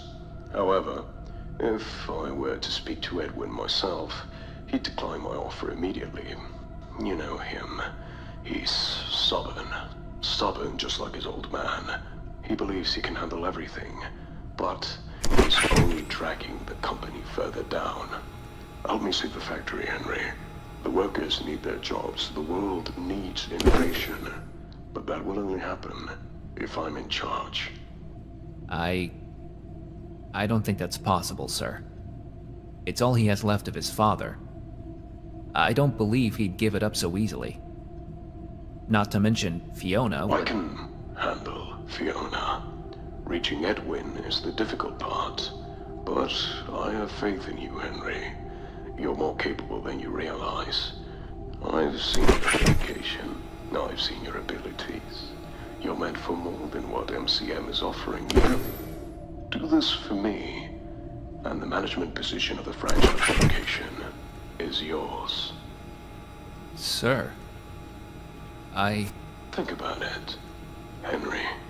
And with that crazy call, Night 6 begins, acting as this game's boss fight night. Except this time there's 2 bosses instead of only 1. Each character takes the role of 2 of the previous animatronics we've seen, so let's start by talking about the least interesting of the 2, Freddy. Freddy takes the place of Fredbear and Monty. Pretty simple to understand. He can pick either of their attacks at random and then just do them. Nothing very interesting to mention here except for the fact that he's fat as holy hell. Spring Bonnie is where this night gets a bit interesting. So I said both characters take the roles of 2 of the previous characters, but I fucking lied. He only takes the role of Bub. However, he does change how Bub's attack works. During this night, for some reason, you lose access to the ability of closing your right vent. Instead, that Freddy mask that you've seen on your desk this entire game is finally going to be put to use. If you hear Spring Bonnie attack the left vent, same as Bub, just close the vent. However, if he attacks the right side, you will have to quickly put your mask on. And I mean, like, really fast. It is fucking crazy how fast this rabbit is. Now, here's the crazy part. Both Freddy and Spring Bonnie can attack you at the same time. So I recommend that every time you pull your camera down, you put your mask on, since you can deal with Freddy while it's on, and if Spring Bonnie decides to attack at the same time, you're screwed. And really, the only camera you need to be watching throughout this night is the left vent camera to be checking for Spring Bonnie, because even though he makes a sound cue like Bub, he is way fucking faster. But if you can keep yourself on your toes all night, you'll complete Night 6 and get this final cutscene.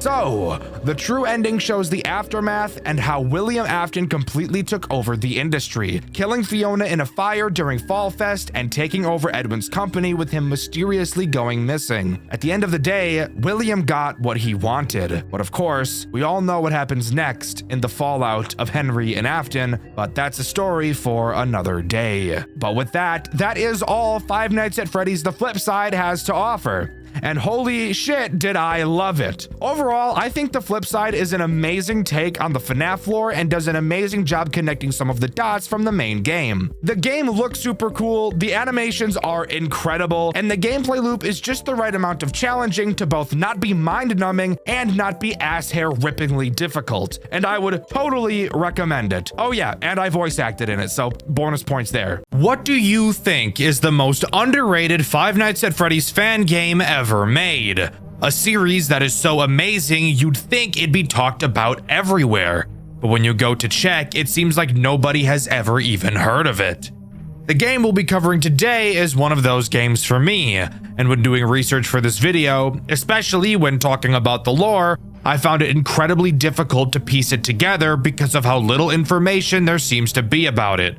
But rest assured, I think I've got it figured out. The game we'll be covering today is Project Readjusted, a FNAF fan game with one of my favorite stories of all time. Sit back, relax, and let's jump into this amazing trilogy together. First big change I noticed in Project Readjusted from most FNAF games is the way the phone calls were handled. Rather than having the phone calls take place inside the game, this game instead chooses to have us listen to the phone call before we even load into the office, instead giving us a still image to look at showing the characters we will be seeing on each night. I'll admit it's unique, however, I think I'd personally prefer to be able to mess around with the cameras, mechanics, and so on while the phone guy is talking, and just have to make sure nobody moves while that's happening. I feel that's a much better way to utilize the first phone call in a FNAF game. The first phone call doesn't give out any meaningful information, really just going over how the main character Buster works, but it's my job to explain the mechanics, so I don't think I'll be letting the depressed sounding Wei Ji do that for me. Upon loading into the office, you may feel just a little cramped, and that's normal. This office is teeny tiny, like much smaller than most FNAF offices I've seen in my days. Obviously, we have a door to the office, because if we didn't, I'd question how we even got into the room in the first place. However, the interesting thing about this door is that it doesn't close. Oh, Dexter, does it not have an actual door? Like, it's just a doorway? No, there's a door. Our character just for some reason chooses not to close it. But instead of thinking that's because we're playing in the shoes of a dumbass, I'm instead going to assume it's because we're playing in the shoes of a badass who isn't scared of anything. We also, of course, have our cameras, which are very interesting to say the least. To start, they have two modes, lights on mode and useless mode, because as I'm sure you could have guessed, if the lights are off, you can't see anything. I know, groundbreaking. You'll also notice you have a camera stability percentage. What does that mean? Well, as the name suggests, it reads the percentage of your camera stability. I'm sorry, I'll stop talking like that. While on your cameras, the stability will quickly decrease. Putting the camera down will cause it to quickly increase back up. If it drops down to 0, you're gonna have to wait a while before being able to use it again. So, what about that Buster fella I mentioned earlier? How does he work? Great question, viewer of questionable stench. Buster is as basic as a character can get. I'm sure you could probably guess what he does, but it's my job to tell you. Buster will move around through the cameras with the goal of getting to your office. Once there, he'll peek his little head through the door. Using this comically large blue button on the wall of your office, you can shine a light into the doorway, revealing he has the teeth of a British person. Hold this light on him for long enough and he'll go away. Simple sugar.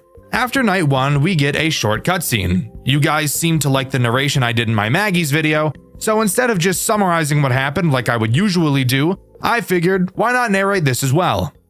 Hey, it's been a long time, you and me.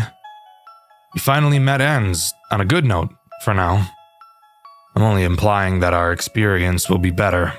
Now, there is something I need to tell you. I know I'm jumping to conclusions without explaining who I am, but bear with me. There is something inside this diner. Just maybe put on some type of gig to make some fool believe you to make them work here. Maybe that person will lure that thing out. I'll tell you more tomorrow, but for now, let's begin to go inside. Let's take the back alley, as it's less noticeable. Come along, we only have 5 days. Sounds like someone's trying to dupe us and use us as bait. That's not very kind, vaguely barbaric. But whatever, we're already working here. I guess it's just in our best interest to not die. Moving on to night 2, you can quickly take a little nap because the phone guy takes a billion years to talk about the new character this night adds, and ramble about some arcade machines. The new character added on this night is Old Buster. At least, that's the name that would make sense. However, this character's name is actually Redeemer. Quite literally, being an older Buster model, I can't quite wrap my head around why they chose to name him in the way they did. Redeemer makes use of your vents, something I've neglected to mention thus far. You can't really see it, but the vent is to the right of your office behind the door, so just out of sight. Redeemer does whatever he damn well pleases until he eventually decides to enter the vent. When he does, an obvious sound cue will play letting you know he's entered. Once he reaches your office, he'll dive in. When he's in your office, it's very important that you don't look at him. However, since the office we're in is so small, it may prove very difficult to just look away from him. So you'll have to be looking at your cameras while he's in your office instead. I guess Redeemer has the mindset of, if I can't see him, he can't see me. Stupid ass robot. This, however, may bring up a possible conflict. If your camera stability is too low by the time Redeemer gets to your office, it's safe to say that you wouldn't have a very good time.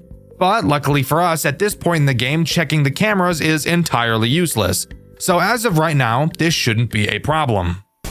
Hey, so I was looking around in these garbage bins and found a key. It's great, I know, the low effort put into protecting this place. Anyways, remember that idea I had, well, a few minutes ago? I got this one guy on my phone now. His name is Hayden Simmons. Pretty dumb fellow. I bet he doesn't even know of this place. Probably a high school dropout or a kid desperate for some easy cash. Well, now let's venture inside this establishment and set up an office for our buddy. So we know the name of our character, Hayden Simmons. Too bad his name is one of the rhyming Aiden names, probably the worst group of names anybody could have. That's besides the point though. It seems like the building we're working in isn't even supposed to have an office. It's clear something sinister is going on here, but we don't quite know what yet. Moving on to night 3, I'm going to spare you the details and have us skip the phone call because he explains what the newest character does in an amount of time that could be an entire video by itself. Night 3 introduces Ned. Ned is ugly. Like, ugly as sin. He's got a face not even a mother could love. Booger-ah, boy. He will try to make his way to your office via the long hallway in the building.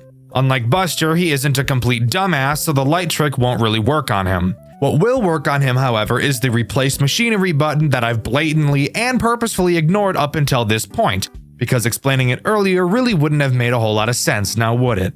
Ned has multiple stages in the hallway. Every time you use the replace machinery button, he will go back a stage. I'm sure you can figure out how this works. Push him back, wait for the button to recharge, push him back again, keep him away from your office, which would in turn keep him away from your genitals. Whoopity-doo.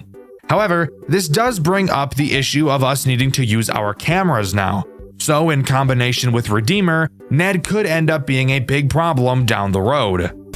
Alright, sorry for keeping you waiting, but I had to run back to my car to get a battery for my phone. It's pretty low percentage right now, but it'll last now. Hayden says he'll be able to work next week, which is great. We'll pay him around $150 for his work, I guess. Maybe it's considered a scam to him, but I don't care. He just said he's not a fan of night jobs, but will do it anyways, and he'll play on his phone. That's gonna go down well. Anyways, let's head inside. The Wi-Fi better not be bad inside, I swear. Not much to note from this cutscene. We know we're getting criminally underpaid, and we know that playing on our phone really isn't going to be an option, which just makes me smile from ear to ear personally. Night 4 introduces 2 new characters. However, one of them serves to be more of an annoyance than an actual threat, so we'll talk about him first. Greg is a little asshole. Really, this game's Balloon Boy. Not because he has the same mechanic, except I lied because he kinda does. His main goal is to disable your light and leave you vulnerable to Buster.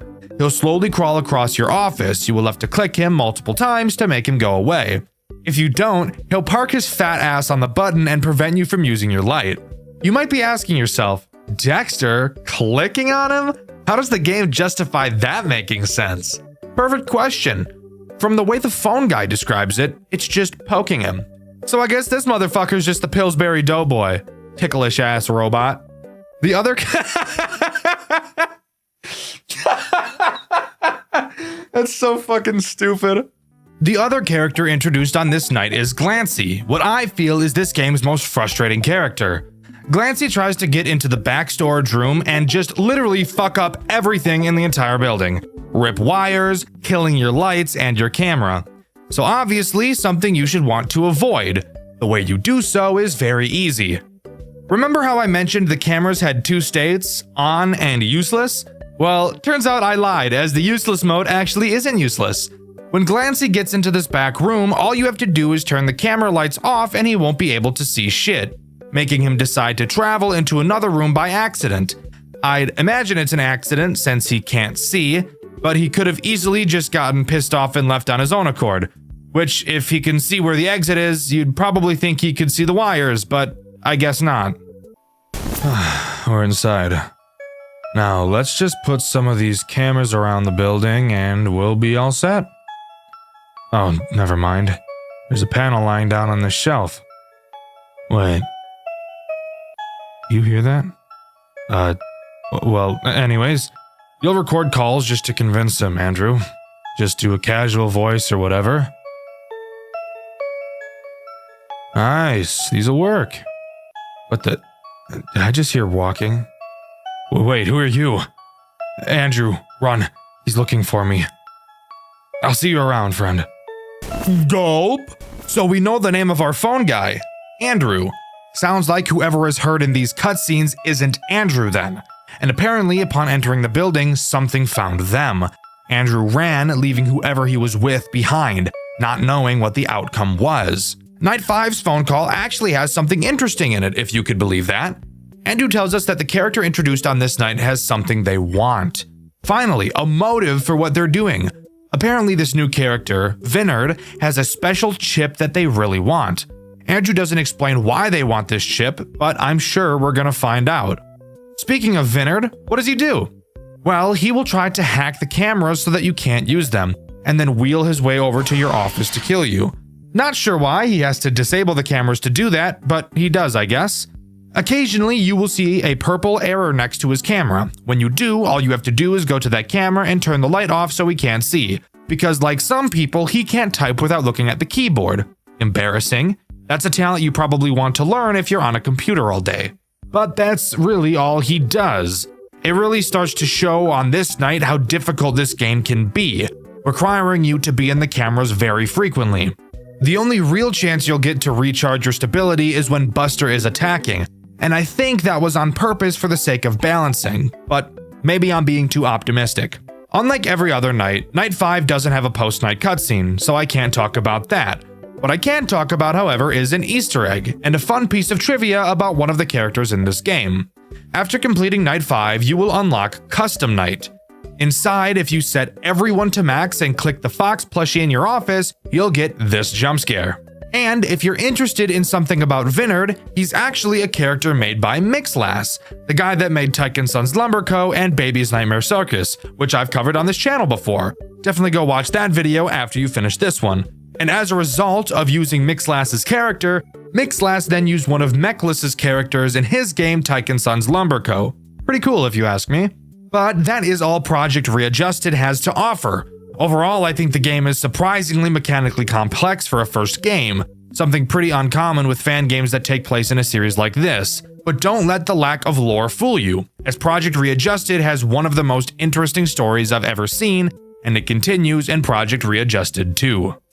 It's been so long since I've seen Matthew. He just disappeared.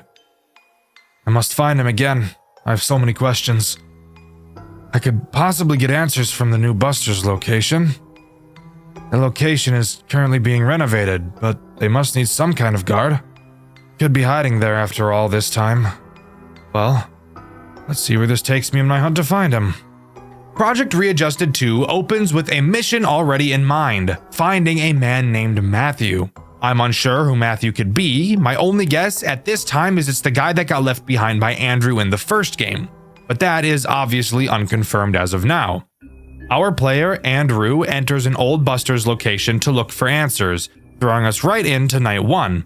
Loading into Night 1, we get a call from the phone guy who goes over the basics of what we'll be doing. He mentions that they're currently working on newer models of all the characters.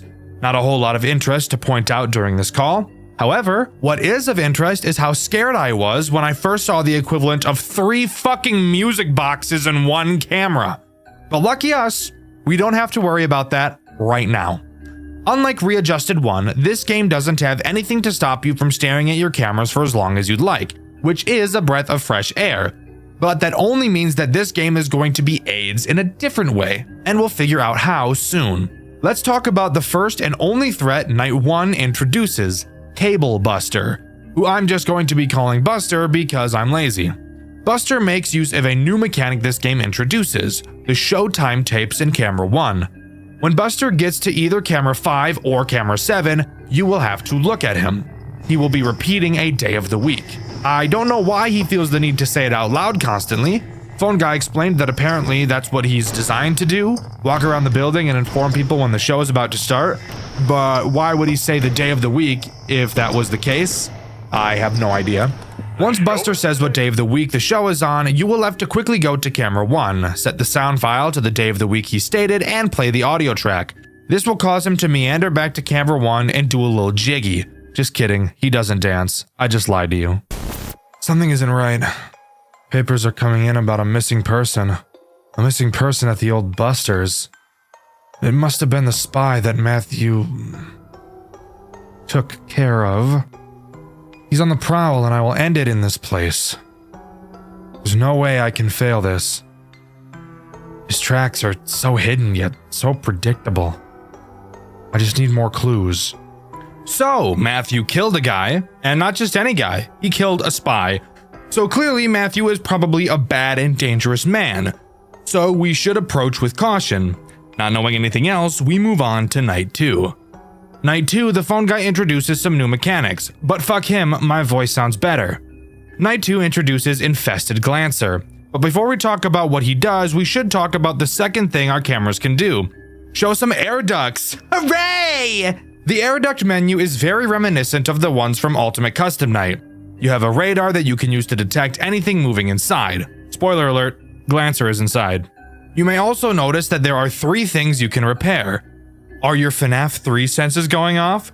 Because mine are going haywire and it's making me want to off myself. The 3 things to repair are your radar, your lights, and your doors. Glancer will attack any of the 3 vents in your air ducts, all of which lead to your office. Use the radar to find where he is and close the door when he gets too close. You'll notice that you have a meter on this screen that tracks your door power. If it runs out, you'll have to reboot the doors, and of course, after too many uses of your radar, you'll have to reboot that as well. Glancer brings up a very obvious issue. He's fucking annoying, and he's very fast, easily being the most annoying character in this entire game, demanding the majority of your attention like a clingy girlfriend that you're slowly falling out of love with. And of course, the repairs in this game are some of the most frustrating mechanics I've ever had to deal with, spending the majority of my playthrough listening to that ear-grating beeping. This is where camera stalling comes into play. By staring at Glancer, or Buster if you really wanted to, you can prevent them from moving.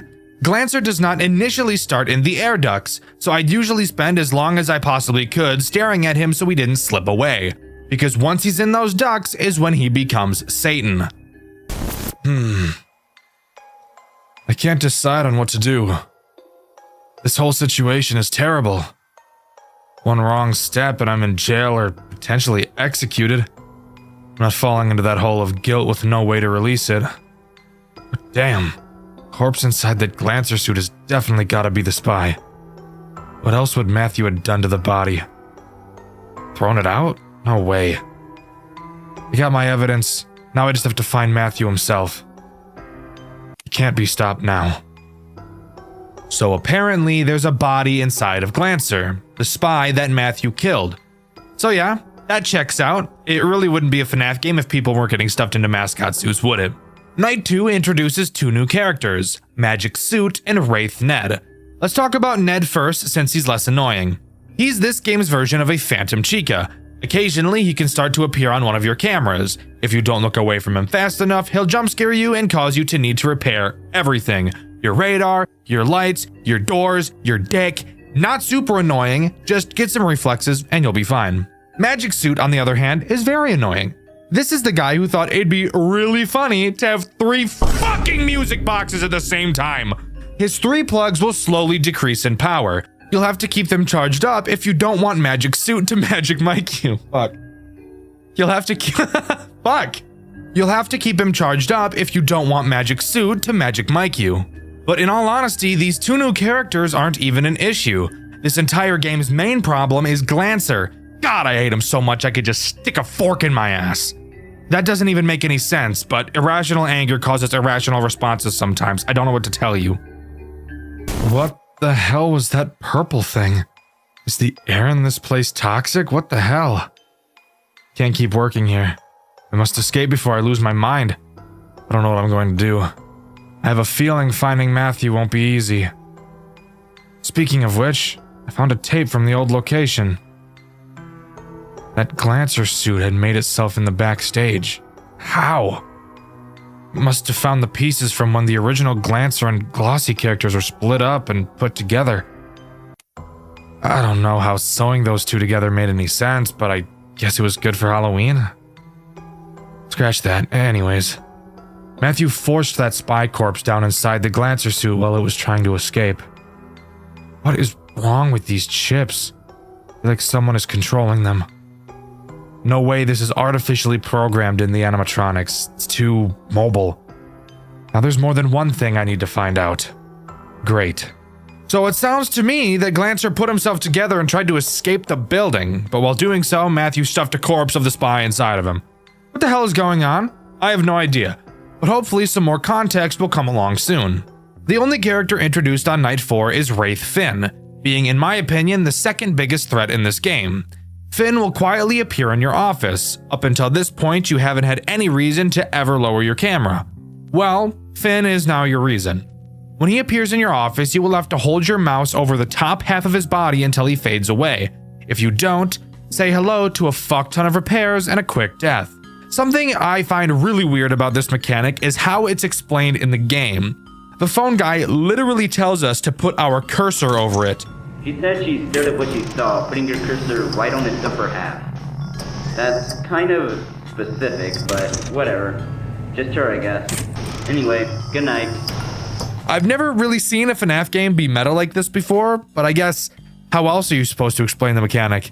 I suppose you could say to stare at it, but that wouldn't indicate you need to touch it with your mouse.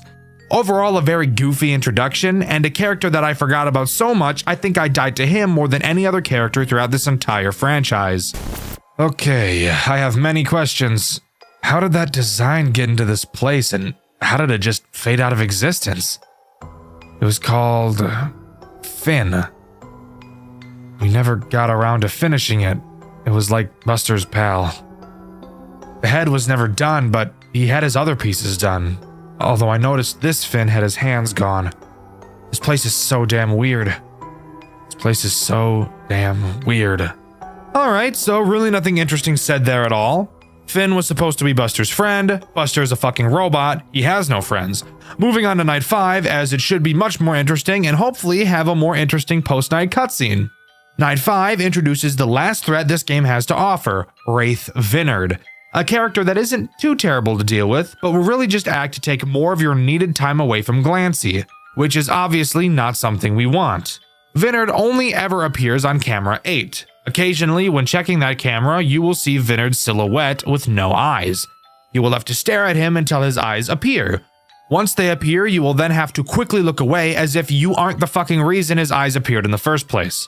Something super interesting to note that I haven't mentioned so far is how these wraiths have been explained by the phone guy, being the only characters he's convinced aren't real. But you might be wondering, if he doesn't think they're real, why does he mention them? That's a good point. Apparently, the guard that worked here before us left several notes about these wraiths, and the phone guy is reading her notes to us in the phone calls. Maybe as an in case, maybe just to make fun of her, who's to say? Either way, I find it interesting. Vinard? With legs? What is going on anymore? I can't take things seriously. Wait, no. I hear sirens. I still haven't found Matthew. And I got several people outside awaiting my arrival. Police cars. Someone found out. Someone told them. Matthew, you bastard. I will find you.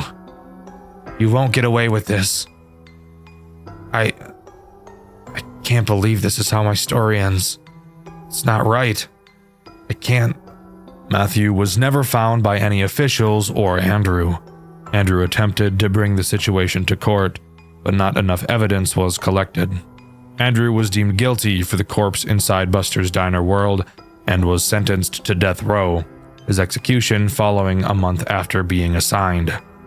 This was not the outcome he had thought of. It could have been worse. This story is false. Well, goddamn! Quick recap. In this game, we play as Andrew, the phone guy from the first game. We still don't fully know exactly who Matthew is, but he called the police and informed them that Andrew was at the building and had killed someone. They arrived, found the body in the Glancer suit, and had Andrew killed, giving us the fake ending. Oh god, endings, Dexter. Let's quickly go over what it takes to get this true ending, please. Well, there are several minigames you will need to complete throughout the game in order to get this true ending. Let's blast through how to get them. During each night, a specific camera will have its name flickering slightly. Clicking on the name will shoot you into the minigame. On night 1, it's the main supply camera. On night 2, it's the West Hall. Night 3, it's the secondary supply entry. Night 4, it's the secondary supply entry again. And night 5, it's the power breaker. After completing all the minigames and successfully beating night 5, you'll get the true ending instead. The minigame. It spoke the words I couldn't find myself. Matthew died with his baby. A tape left on him. I can't explain what I've experienced here. I can't go on with this sudden guilt. This damned children's entertainment chain should have never happened. This outcome was not proper. And I can't handle it. I don't know what will happen next. I'll report the death of him and the corpse to the police. At least I can get off with no charges. I can't put myself to do it. I can't go the route my gut wants me to go. Later the same night, Andrew had a heart attack. No evidence was ever turned into the police due to this. Nearly a week later, police arrived after suspicion from pedestrians roaming the streets. Police had not told any officials about what was found and began to demolish the location. Andrew's story is over. An ending to a tragic story. There are no solutions to the problem. Diner World Entertainment was shut down immediately and ran out of business, seeking a new opportunity to reach into kids' hearts. This is the true story. Well, goddamn! Turns out it didn't matter what he did. Andrew still died, and no word of Matthew was ever heard from the police. We just can't win, can we? Well, luckily for us, this storyline does continue, and even more lucky for us, it continues in the best game in the series, and arguably one of the most creative FNAF games ever designed. I know who you are, Andrew Vargas. I've seen your name in records before. I know what you're doing. You want information. Lots of it. I'm no provider, but I can lead you to what you want. I know that man, Matthew, has been nothing but a mystery to you. His image is shrouded in a dense fog that your gaze cannot penetrate. But you want to break it, do you not? You can either go the full walk or fall short. There is no try this time. All the information you want to grasp so badly can be obtained. All you have to do is satisfy us. There are 3 captives full of knowledge below the storage facility. Treat them to our satisfaction, and they will live out to the 5th and final day. On that day, they will be free. They will be able to tell you all that they know. This is what you want, right? The data you seek is waiting for you. And here we are! Project Readjusted 3, the last game in the series and undoubtedly the best. This opening cutscene throws us right into the world of this twisted game. We play as Andrew. That might seem a bit confusing since Andrew died in the last game. But guess what? Apparently, both of the fucking endings weren't real. So what the fuck? I'm not joking, by the way. I'm being completely serious. Both of the endings in the second game aren't real. The true ending isn't real. Both the fake ending and the true ending both didn't fucking happen because it takes place before this one. So like, what the fuck was that all about, huh? Anyways, we're not sure who was speaking to us in that cutscene, but apparently there are 3 survivors that have all the information we need to solve whatever is going on with Matthew.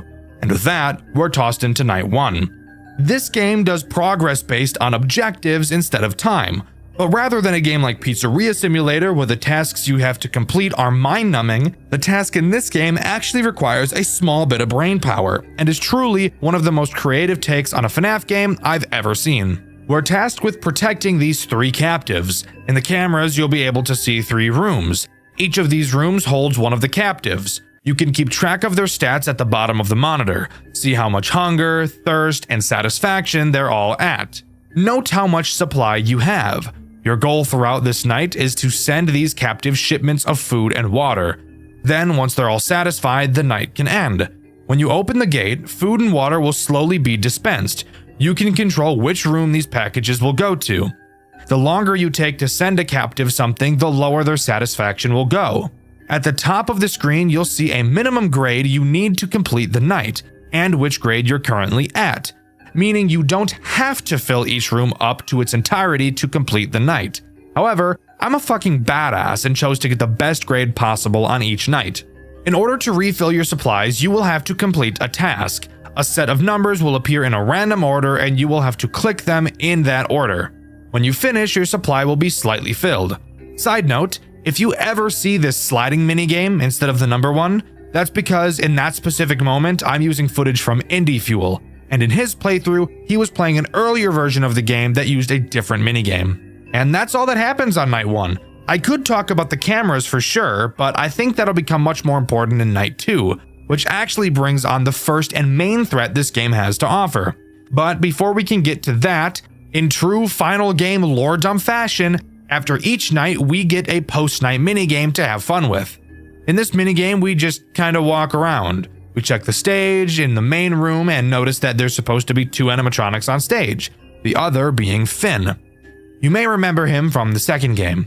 We go backstage where we believe Finn should be, only to find a dead child on the ground, bringing this minigame to a close. Something really awesome about this game is the patient hub. Dexter, what's the patient hub? If you'd shut the fuck up and watch the video like a normal person, instead of continuously asking questions like the girl you're watching a movie with that you really wish you didn't invite over because you're just trying to watch the fucking movie, I'd explain it to you. Sorry, lost my temper a little bit. Anyways, the patient hub is on the menu. Using it will actually let you go to talk to the 3 people you're protecting throughout the nights. Throughout the nights, heading to the patient hub, they will give you different pieces of information as the game goes on. On this first night, they don't tell you anything since they've been told they can't yet, probably by whoever put them here. This is such a cool and interesting integration into this game, and I think this is one of the big reasons why this game in particular is so underrated. Night 2 is where this game really starts to get real, introducing the first main threat of the game, Busted. Inside of your monitor, you'll notice the left half that I haven't really mentioned. Well, I'm about to mention it. You'll notice that it only has 3 cameras, but don't let that fool you. Busted will move around the cameras, not only trying to get to you, but to get to the captives as well. If at any point you can't find him on your cameras, that means he's in your office. Your office, by the way, is another thing I've neglected to mention. There are 4 entrances to your office, 2 on each side. You have the 2 obvious hallways in front of you, and then the 2 holes in your walls to the sides of you. Busted is very quiet, so you will have to make sure you're tracking him. Once Busted enters your office, you will have to scare him away with the light. Now, you may think, like most FNAF games, that we'd be given a flashlight, but no, that'd be too easy. In Project Readjusted 3, you're given a fucking glow stick to defend yourself. You know, one of those crack and shake things? Yeah, that's our main means of defense. When Busted is in your office, you have to hold the glow stick on him to scare him away, but there's a catch. Your glow stick cannot be used for very long at all. It has a very short lifespan, so you have to check really fucking quickly. Obviously, if you don't, you'll die. But if you remember, I mentioned Busted being able to attack the captives as well. While watching Busted on your cameras, you may notice that on any of the 3, he may get a bit too close to some of the patient doors. If he does, that's how you know he's about to attack them. When you see him doing this, you must ring the bell on your desk. The noise will attract him to your office and away from the patients. Something super interesting about Busted attacking patients is that if he kills one, you don't lose, and it will actually make the remaining nights easier since you'll have less mouths to feed. However, as I'm sure you could have guessed, if a patient dies, they will never come back throughout the rest of the game. That means no more talking to them in the patient hub at the end of the nights. And of course, if you let all 3 patients die, then you will lose the game. This right here is one of the coolest mechanics I've ever seen in a FNAF game. Project Readjusted 3 is literally just being placed in a saw trap, really. In the post-night 2 minigame, we talk with the other guards about what we saw. They mentioned this is the second time this has happened. Walking up to the stage, we find another dead child, presumably killed by Buster. We're told to check the office for anything else, and we do. Upon finding nothing, we walk back, only to see the ghost of some unknown spirit that looks like Finn walking away. I started seeing some weird things recently. They were purple weird things. It got closer as I blinded myself, but as I looked at it, it faded away. I don't know what to do. At least the leader himself isn't down here. He is very strict.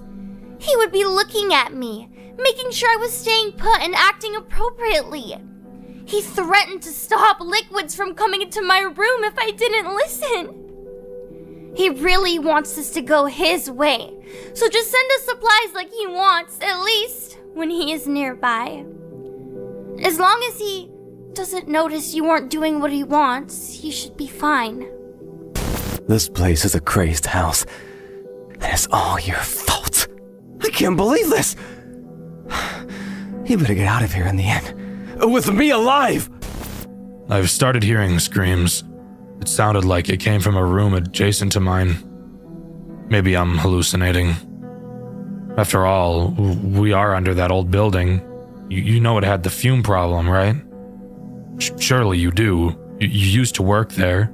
You told us all about you. My sister used to work there, but she hasn't touched it since.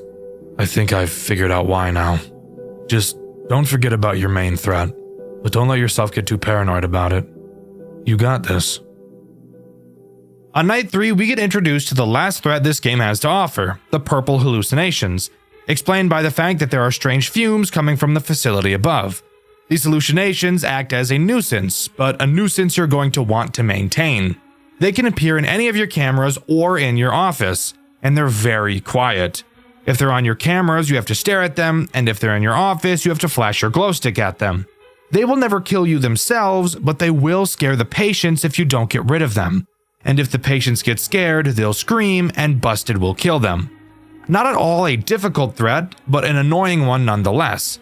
The game doesn't really start to get too difficult yet at this point, so let's just move on to the post-night 3 minigame. In the post-night 3 minigame, we really just want to get out of the building at this point. We meet a guard who says that the crowd outside is still going spastic. As we try to walk outside, I'm assuming we start hallucinating? I'm not really sure because I have no idea what else I'm looking at could possibly even be. And the minigame comes to a close. I'm too paranoid. You need to just get us out of here. The creatures are multiplying. Just more staring. Listen out for a squeal if something goes wrong over here. Those purple figures always come for us. Just make sure to get rid of them, please. What's going on over on your end? I keep hearing such strange noises. If you want something out of me, you better keep me satisfied. I don't want whatever is coming for you near me. Ring the bell you were given if one of them is heading to my room, I want to ring that bell all the time, since it is causing noises, of course. Don't be stupid. Hey, I still can't talk about what I know yet, but I think I know something that may help you in your endeavors. I know some of the quirks of that thing that is hunting you right now. It's very stealthy. You need to keep an eye on it all the time. It may hide in various spots, so make sure to be up to snuff with your surroundings. I don't know much about its chip data, though. I only ever overheard my sister read out some blueprints she picked up on her last workday a few years ago. Night 4 doesn't introduce anything new, however I do want to take this time to mention a mechanic this game has that makes the entire experience way more difficult than it would normally be. Switching cameras. I know, that may sound like a mechanic that most people wouldn't even think twice about, but it's on this night that Busted can start to get pretty quick when moving around. So quickly moving through the cameras will become important. However, even though there's only 3 cameras, switching through them quickly can prove to be quite nerve-wracking. You cannot click any camera at any time. You can only move to cameras adjacent to the camera you're currently on, which means if you're on camera 1 and want to get to camera 3, you will first have to click on camera 2. Typically, this wouldn't be an issue, but you have to wait for a static animation to play each time you switch a camera before you can switch it again. Sure, the animation itself isn't very long, but when you have to switch as much as you do, that time will quickly add up. Overall, this is more of a nitpick than anything, but it is something I noticed during my playthrough, which you can see on my second channel, Dexter Black. The post-night 4 minigame is a little bit weird. We play as the ghost we saw at the end of the post-night 2 minigame. We walk around the building, talking to children and guards, hearing messages like, "I blame you," and "How can we punish you?" Eventually, we find the body of another child. We say that we can restore it, and upon coming into contact, we get the message, "You must kill them for me." Just one more to go. Once you left last night, I heard a strange tumbling noise outside. It was metallic and heavy. I don't know what it was, but it may be coming for you this time. Nothing rings a bell, but every time I heard some alarm, it would scamper. I don't think whatever it was likes noise. You have something to play noise? Yes. Please use that to keep yourself safe, but only if it sounds like it's coming close. Using noise at the wrong time may cost you. You better get me out of here ASAP! I'm done playing these games. If it weren't for that guy holding a pistol to my hand for telling you my information early, I would have been long gone. Get it together! I'm tired of talking to you. Then get on with it! I heard some ruckus outside, friend. I recognized the weird noise pattern from the debugging process from upstairs. Someone was altering the mascot's code. I know this just because of my sister's curiosity. She brought back some pink robot from her workplace to show me how messed up her work environment was. That thing was tossed in the end. It couldn't move regardless, but the same debugging process intro pattern she used was similar to the one I heard upstairs last night. I can only assume that the two systems are related, most likely by the same manufacturer. All I know is that those old models never liked being looked at after some wear and tear. We flashed a light on the pink thing and it sparked a little. It was a very strange find indeed. Well, I hope you can use this information to your advantage tonight. Let's hope we can see the sun once more. Night 5 introduces one final threat. I know, guys, I've been lying constantly throughout this video, but I prefer to call it keeping you on your toes. The final threat introduced is Subject Model 3A, being another annoying character. He will wander around your cameras and you just have to make sure you're not looking at him. If you look at him for too long, I'm assuming you can guess what happens to you. Major bun pounding, salad tossing, you get it. Don't look at him. Overall, he really doesn't add anything new to the mix, really just making it more annoying to keep track of Busted. But if you can complete it, we'll move on to the final minigame. In this final minigame, we play as a child, walking around the restaurant following what appears to be the ghost of a child. We follow them into the back room where the first kid was killed and speak to one of the animatronics. They apologize for what they did to us, probably in reference to killing us. They said their chip made them do it, and explained that someone else is pulling the strings and making the robots kill people. It ends off by telling us we will never see it again and to leave. Then the minigame comes to a close. Andrew Vargas, it seems you have found your way. We cannot say we are surprised at your feat, especially considering your perseverance was quite equal to your past endeavors. You found your sources, exactly what you wanted. Though, did you ever think to look for more data you could use towards your search? The patients you have saved do not hold all of the information, but just enough for you to draw a plausible conclusion. Regardless of your intentions with the data you hold, your time here is over. You have what you came for, but do you feel empty with what you hold? That is a question that will be left in the air for you to grasp. For now, you may take your prized patients outside of this facility with you until you find your true desire and recollection. We thank you for playing our game. I can't believe it! You did it? I'm free from this place? Oh, I must tell you what I know. Well, okay, I was a producer for one of the most popular animatronic performer shows a few years back. I was vital, but I got to the point where I knew too much. And that is how I wound up here. This man was someone I used to work with. He created these things for his own entertainment business. But he eventually took it too far. He created a powerful computer to control all of his creations from a distance, with whatever behavior he wanted. He always left his plans on his work desk, but one day he felt like something was off. Some grew suspicious of his projects, myself included. But I never took it as far as this one group of people. They were dedicated to finding his grand computer. They went as far as setting up hidden cameras around the building to track anything they could. Anything that could leave a trace back to its whereabouts. But they never found it, because the man attacked and killed one of them. I saw it on old discarded footage. That is all I know. I hope this helps you. It took you long enough? Let's make this conversation quick. I was one of the construction employees set to renovate the supply and storage facility for future use. It was gonna be under some childish name like Busters, I think. I was the only one that showed up to the job early, like always. I got to one of the storage trucks I left outside, and that's where my life took a turn. They had a rotting corpse and dismantled robots in that truck, man. A rotting corpse! You could never understand how disgusting that was to see face to face. Sucker fell right out of the truck too, like it was last in line. It was in some blue wreck of a mascot suit. It had a camera stuffed in its mouth. It was horrible. I think you get it now. I went to go get my bag and quit my job, but some gray thing grabbed me and pulled me deeper into that building. Next thing you know, I was dangling for my life. Awesome, right? Well, it pulled me past some satellite. It was covered in those dumb white masks you've seen. The same one the guy is wearing. It's all some weird gimmick. But I know what that gimmick is for. That satellite was being used to get that white rabbit robot back from the depths of the forest, right off of Brickview Boulevard. It had to have been made for that. I'm no fool. I knew about that white monster rumor, and I even went hunting for it one time with the boys. It has to be linked. That's all I got for you. We better not come into contact like this again. I have to owe you something for your determination, my friend. I'm honored. Oh, right, I do owe you something. I have something to tell you.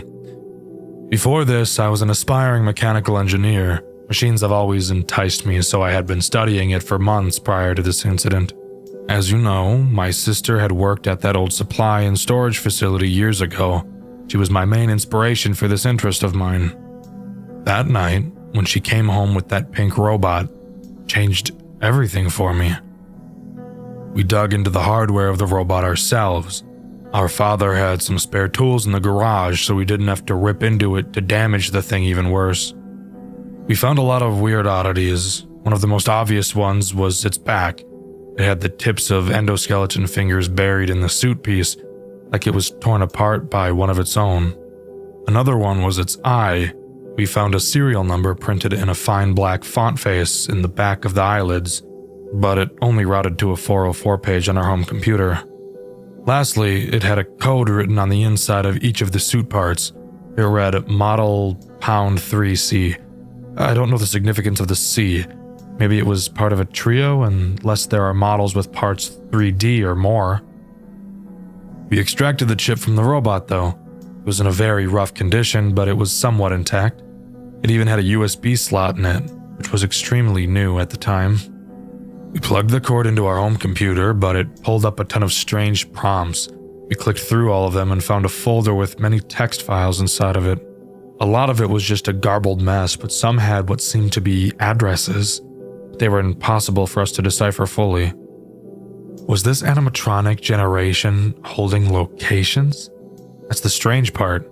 What's even more strange is that it had a file named task.txt amongst all the other distorted file names. We opened it, but for some reason the USB had ejected itself. We tried plugging it back into the computer, but it wouldn't pick it up again. All I was able to see before it disconnected was something along the lines of, "He must see what I have done, and maybe he will realize he should have stayed by my side. I know what I'm doing." That's all that I know, friend. See you on the other side. Project Readjusted's story doesn't throw the answers at you. It gives you pieces, conversations, job descriptions, weird one-liners, and you're meant to piece together what was really happening behind the walls of Buster's Diner World. But once you line everything up, the picture is pretty clear. Two employees start a project they don't fully understand. It gets out of control, and one of them ends up paying the price for it. It all starts after Buster's shuts down. The public thinks the place is done, the animatronics are boxed up, and everyone has moved on. but Diner World Entertainment hasn't. They're still in the building, still tinkering, and still trying to push something forward, something they only ever call the project. And at the center of it are two people, Andrew Vargas and his co-worker, Matthew. The two are exploring the closed building long after hours, checking the animatronics, looking through old hardware, and trying to locate something hidden deep inside the cast. Something the company wants extremely badly. A special chip connected to a hostile presence in the animatronics. They can't pull it out safely, they can't study it while it's roaming, and they can't risk handling it directly. So their entire plan is built around one thing: lure the entity into range, pull the chip, replace it, and get out. But they can't do it themselves. They need someone to sit in the office every night, act like a regular night guard, and unintentionally draw the animatronics towards them so Andrew and Matthew can track the patterns. That's where Hayden comes in. On paper, Hayden is just watching the cameras for 6 short nights. In reality, he's bait. Everything he sees, Buster, Glancer, Redeemer, all of it is part of a larger plan to drag this thing out. And for the most part, the plan works. The animatronics are active, the patterns are recorded, the project moves into its second stage. But then something happens that completely derails Matthew. Someone else breaks into the building. A man who isn't supposed to be there. Someone snooping around who gets far too close to whatever Andrew and Matthew are doing. The fandom calls him the Spy, and Matthew panics. Instead of letting their secret get out, he kills the intruder. Not an accident, a choice. And it's the moment everything changes. Andrew is horrified, Matthew goes quiet, and from that point on, the two of them aren't on the same page anymore. Not long after that, Matthew disappears. No goodbye, no confession, no explanation.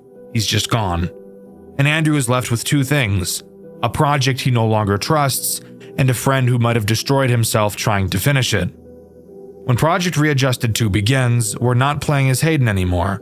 We're someone closer to the company, a technician finishing their final assignment for Diner World Entertainment. This job isn't about survival, it's about data. Watching animatronic behavior, tracking motion patterns, feeding information back into whatever the project is turning into. And in the background of all of this, someone, heavily implied to be Andrew, keeps repeating the same thoughts. He's been gone for so long. I need answers. Where did he go? The entire game feels like Andrew trying to keep the company satisfied while quietly searching for any clue about Matthew's disappearance. Meanwhile, the animatronics are no longer just mascots. They're infested, corrupted, wired shut, and torn open. The prototypes that were experimented on long after Buster's closed. The project has clearly moved forward, and whatever they pulled from those animatronics is now being pushed into something else, something bigger, something human. And Andrew eventually gets the lead he's been waiting for, something that points away from Buster's, away from the diner entirely, and into a new location, a facility the company is tied to, a place where living subjects are being kept alive for testing. And to follow this trial, Andrew makes a deal, a job offer he can't refuse, something that promises answers about Matthew at a cost. That's where Project Readjusted 3 picks up. Andrew is now inside this medical facility, sitting in a monitoring booth, watching over patients who can't leave their rooms. His job is to keep them alive by sending supplies down long, empty hallways, making sure they don't lose consciousness, and trying not to get killed by something stalking him in the dark. A twisted, hulking version of Buster that shouldn't even exist in a place like this. But the deeper Andrew goes, the more obvious it becomes that this facility is just the project's final phase. The animatronics were only the beginning. The chip, the patterns, the experiments. All of it was leading to human testing. And somewhere inside this building, one of the patients isn't just another victim. He's the thing Andrew has been searching for since the moment Matthew vanished. Matthew didn't run. He didn't escape. He didn't move on. He was taken. Absorbed into the same project he helped build. In Project Readjusted 3, Matthew is the subjected member. a living test subject altered by the very experiments he and Andrew once tried to control. And that's the real truth behind Project Readjusted. A company digs up something dangerous hidden inside their animatronics. 2 employees tried to pull off a secret extraction, someone dies, one of them vanishes, and years later the entire operation has grown into a human experimentation program, with Matthew trapped at the center of it, and Andrew desperately trying to undo the damage. This game never spells everything out, and the dev has even said the full story was never completely written down, but from what everything we do see, the trilogy comes down to a single idea. They started the project together, Andrew survived it, Matthew didn't. But as far as I could gather and as far as I'm aware, that's all Project Readjusted has to offer. There was supposed to be a final installment, Project Readjusted 4 Jet Black, but it was cancelled due to scheduling conflicts and the pair incident of Game Jolt, which I'm not going to dive into today. Maybe another time. Overall, I think each game in this series progressively got better and better. I think the story I was able to piece together is really interesting and very good, but I really wish it was more concrete so I didn't have to speculate as much as I did. Project Readjusted 3 is a phenomenal FNAF game and one of the most creative I've ever seen, and I highly recommend you give this series a try. But let me know what you think. Do you agree with me, or do you think Project Readjusted is actually just a confusing dumpster fire? The lore of Five Nights at Freddy's fan games, something I'm typically not interested in. However, occasionally a fan game will come around that actually catches my attention, and the game we'll be covering today is one of those games. However, I actually didn't care about the story at all until I got to the 3rd game. That's right, the game we'll be talking about today is a big one. 3 games in total to go over, and I promise there will be plenty of salt along the way. Join me today as we dive into the ups and downs of Five Nights at Maggie's. Maggie's doesn't throw us into a story right away, instead just starting how the original FNAF begins, with a newspaper of a job notice for a security guard. We take the job, not knowing who our character is, and jump right into the first night, where we can already talk about a game mechanic choice that I can't quite wrap my head around. First, let's talk about the office. It's so incredibly simple that it is somehow more basic than the Five Nights at Freddy's 1 office. You have 2 directions you can turn. One direction has the cameras, and the other side has a single door. Now let's talk about the mechanic that makes me question what the developer was thinking. How do you think the camera system operates? Maybe a camera map with buttons, maybe using the arrow keys to surf through the cameras? All wrong. You have to use the number keys on your keyboard. I have to use the number keys? Really? That's awful. I actually have to use, I can't touch the buttons with my mouse. Let me tell you why this is so awkward. Because of your flashlight. Your flashlight is used to flash the doorway behind you and the vent underneath your desk. Your flashlight is controlled by your control key, and of course, because it's a FNAF game, you have to use your mouse for everything. So you have one hand to use 8 of your number keys and the control key. This leads to an overall awkward controlling experience, but that could just be a nitpick. It was just the first thing I noticed. Now, to talk about the characters that Night 1 introduces, let's start with the main character herself, Maggie. Maggie is as basic as you can get in this game. Spoiler alert, all of these characters are basic. Maggie will move around the cameras and eventually make her way to your door. When she's there, all you have to do is hold the door closed until you hear her leave. This is where you'll notice something interesting about this game. There is no power system in this game. And if you think that it will be balanced somewhere else so that this generosity isn't easily abused, you would be wrong. You can hold the door closed the entire night. But we'll talk about the strategy of this game a bit later. The next character introduced on this night is Lola. Lola does the exact same thing as Maggie in the exact same way. You got you got an hourglass going. Lola is the best. In bed? What is wrong with me? She even goes through the exact same cameras and is also dealt with by using the doors.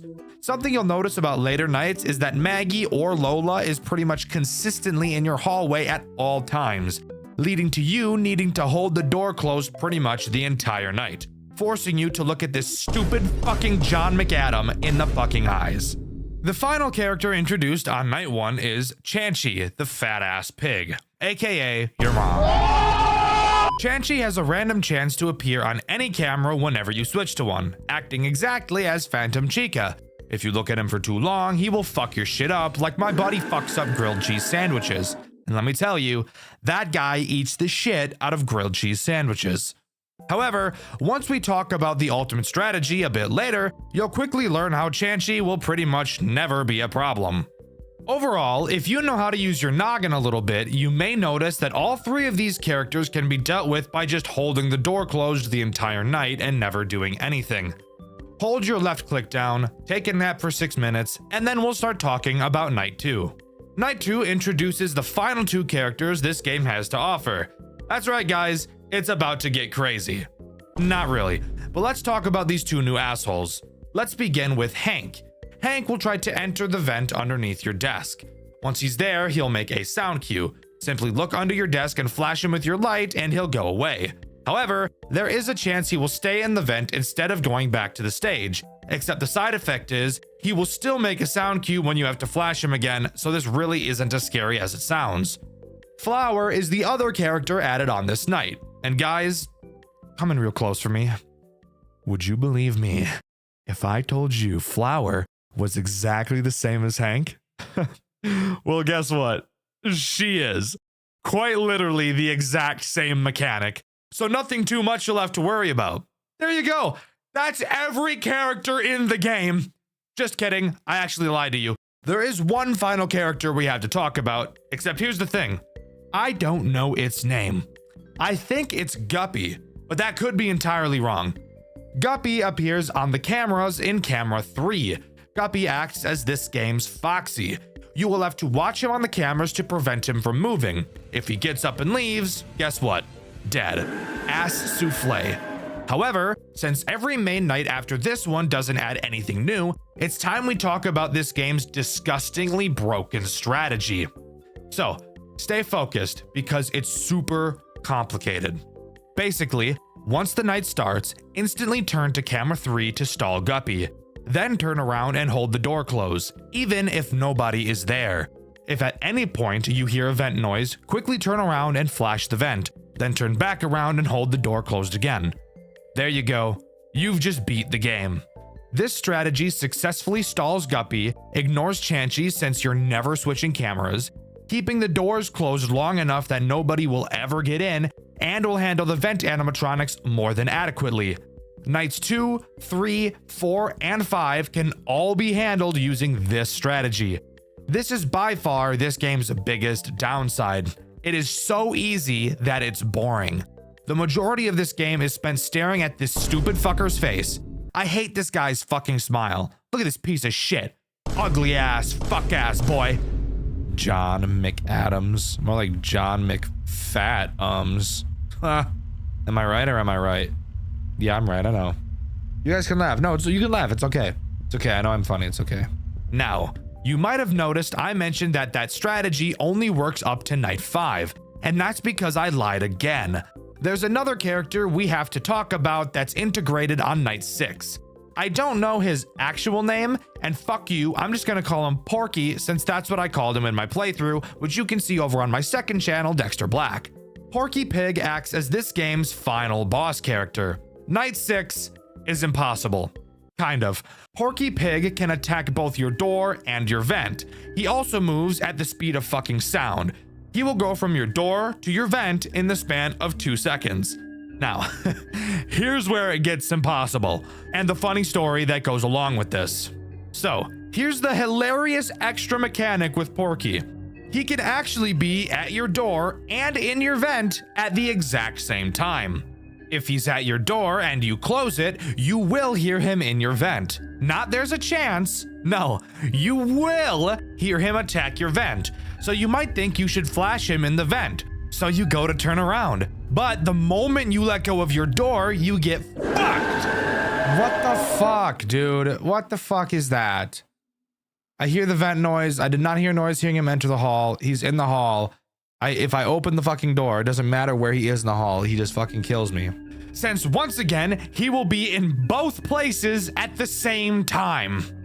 Dexter, That doesn't sound very fun at all. Well, listen to this. Apparently, I played a version of the game where Night 6 was broken, as I received a comment from the game's developer telling me so. So yeah, that's pretty interesting. So what actually happens if you beat Night 6? We get one final newspaper article explaining that the owner of Maggie's, Robert Madden, was found dead in his office from a shot to the head. Of course, since we were the only ones left in the building, we are the main and only suspect. We also learned in this newspaper that our name is Stephen Cadell. The article finishes off by informing the public that the pizzeria's new owner will be Robert's son, who isn't named. Now, I don't know about you guys, but this seems like the perfect murder for a son who really wants to take over his father's restaurant. I'm not throwing any fingers, but I'm just saying, I wouldn't be surprised if that's what this ends up being.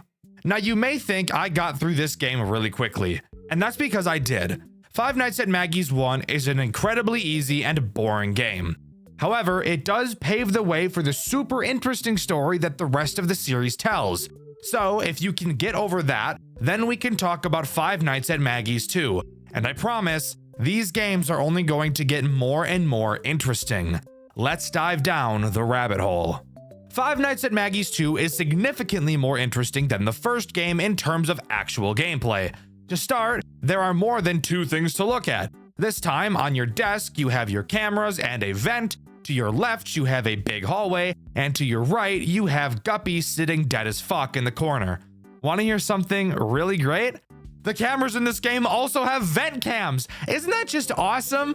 Just kidding, I know it isn't.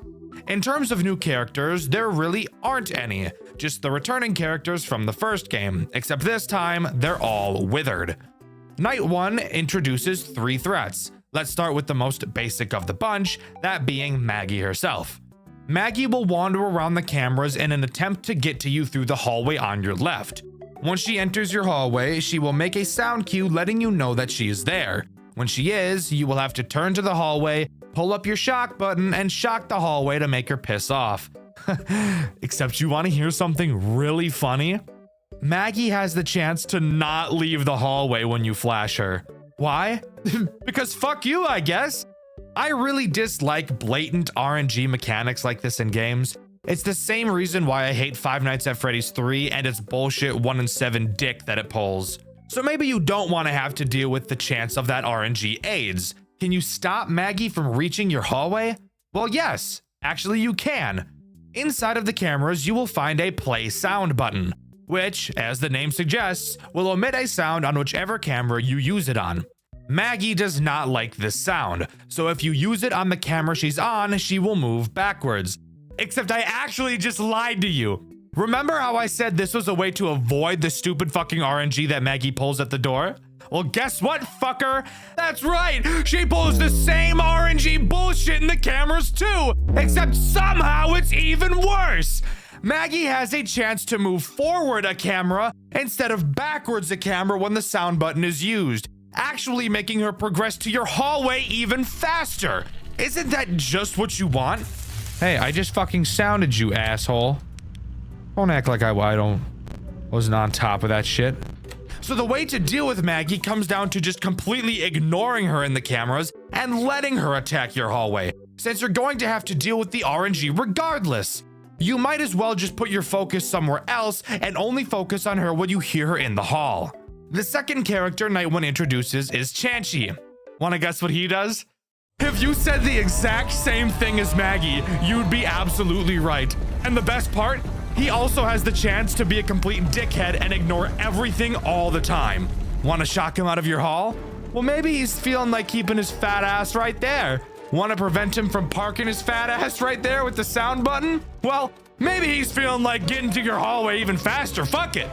Okay, fine. So another character that's better off being ignored until an attack. That's not so bad. What about the final threat, Dexter? Is that one any different? Yes, actually. The final threat introduced on Night 1 is Guppy. I fucking hate Guppy so much it isn't even funny. If you remember, Guppy is in the office with you to your right. Throughout the night, Guppy will try to... how do I say this? Slide his fingers down your crack? Hey, back the fuck up. Back the fuck up, Miss Missy. I tabbed out of the fucking game. The way you stop him is simple. Occasionally check on him and flash your flashlight at him to make him move backwards. The reason why I hate him so much, he makes no noise whatsoever. Not a single peep from this motherfucker right here, and he moves fast, especially on later nights. This guy is so fast, it's infuriating. And because he makes no noise, he's even easier to forget about. I hate him. He is buns. Hot ass, shitty robot. But overall, night 1 isn't too bad. So let's move on to night 2, which introduces 3 new threats: Hank, Flower, and Lola. Let's start with Hank and Flower since they both do the exact same thing. These two take advantage of your vents, crawling through them to attack you via the giant vent directly in front of you. If you see them in the vents, you can close whichever vent they're in. When you do, they too can choose to RNG fuck your ass instead of cooperating. The ideal situation will have them go back to the stage, but in all likelihood, it's much more common for them to go nuh-uh and just move to another fucking vent. Isn't that just so awesome? What's the point of even closing the fucking vent if they're just gonna phase through it? Fuck it, I don't care. Here's something really sick about these guys. Once they enter the big vent, that doesn't mean you lose. If they get to the vent in front of you, if you just stare at them for a few seconds, they will go back to the stage. So this brings up another flaw in this game's design. Using the close vent door button is completely useless against these two, because you can deal with them so much more easily by just allowing them to attack and looking at them. So why even bother checking the vent cams for them at all? Well, whatever. What about Lola? What could she do? Well, she acts as a Phantom Chica type of character. She will appear on the cameras randomly. If you stare at her for too long, she will pile drive towards your office through your vents to attempt to kill you. However, you may have noticed a slight flaw. We've already established that there is no need to check the cameras whatsoever. Maggie and Chansey are easily dealt with by letting them attack the hallway, and Hank and Flower are easily dealt with by letting them attack your vent. So is Lola ever a problem? No, and even if she was, when she gets to the vent in front of you, if you just literally look in any direction that isn't directly at her, she will go back to the stage. So again, yet another character that doesn't even need to be worried about. If she's in your vent, just don't look for a few seconds. Sure, she will also disable your cameras for a little bit when she attacks, but we've already established your cameras are pretty much a fucking rock, so that really doesn't matter.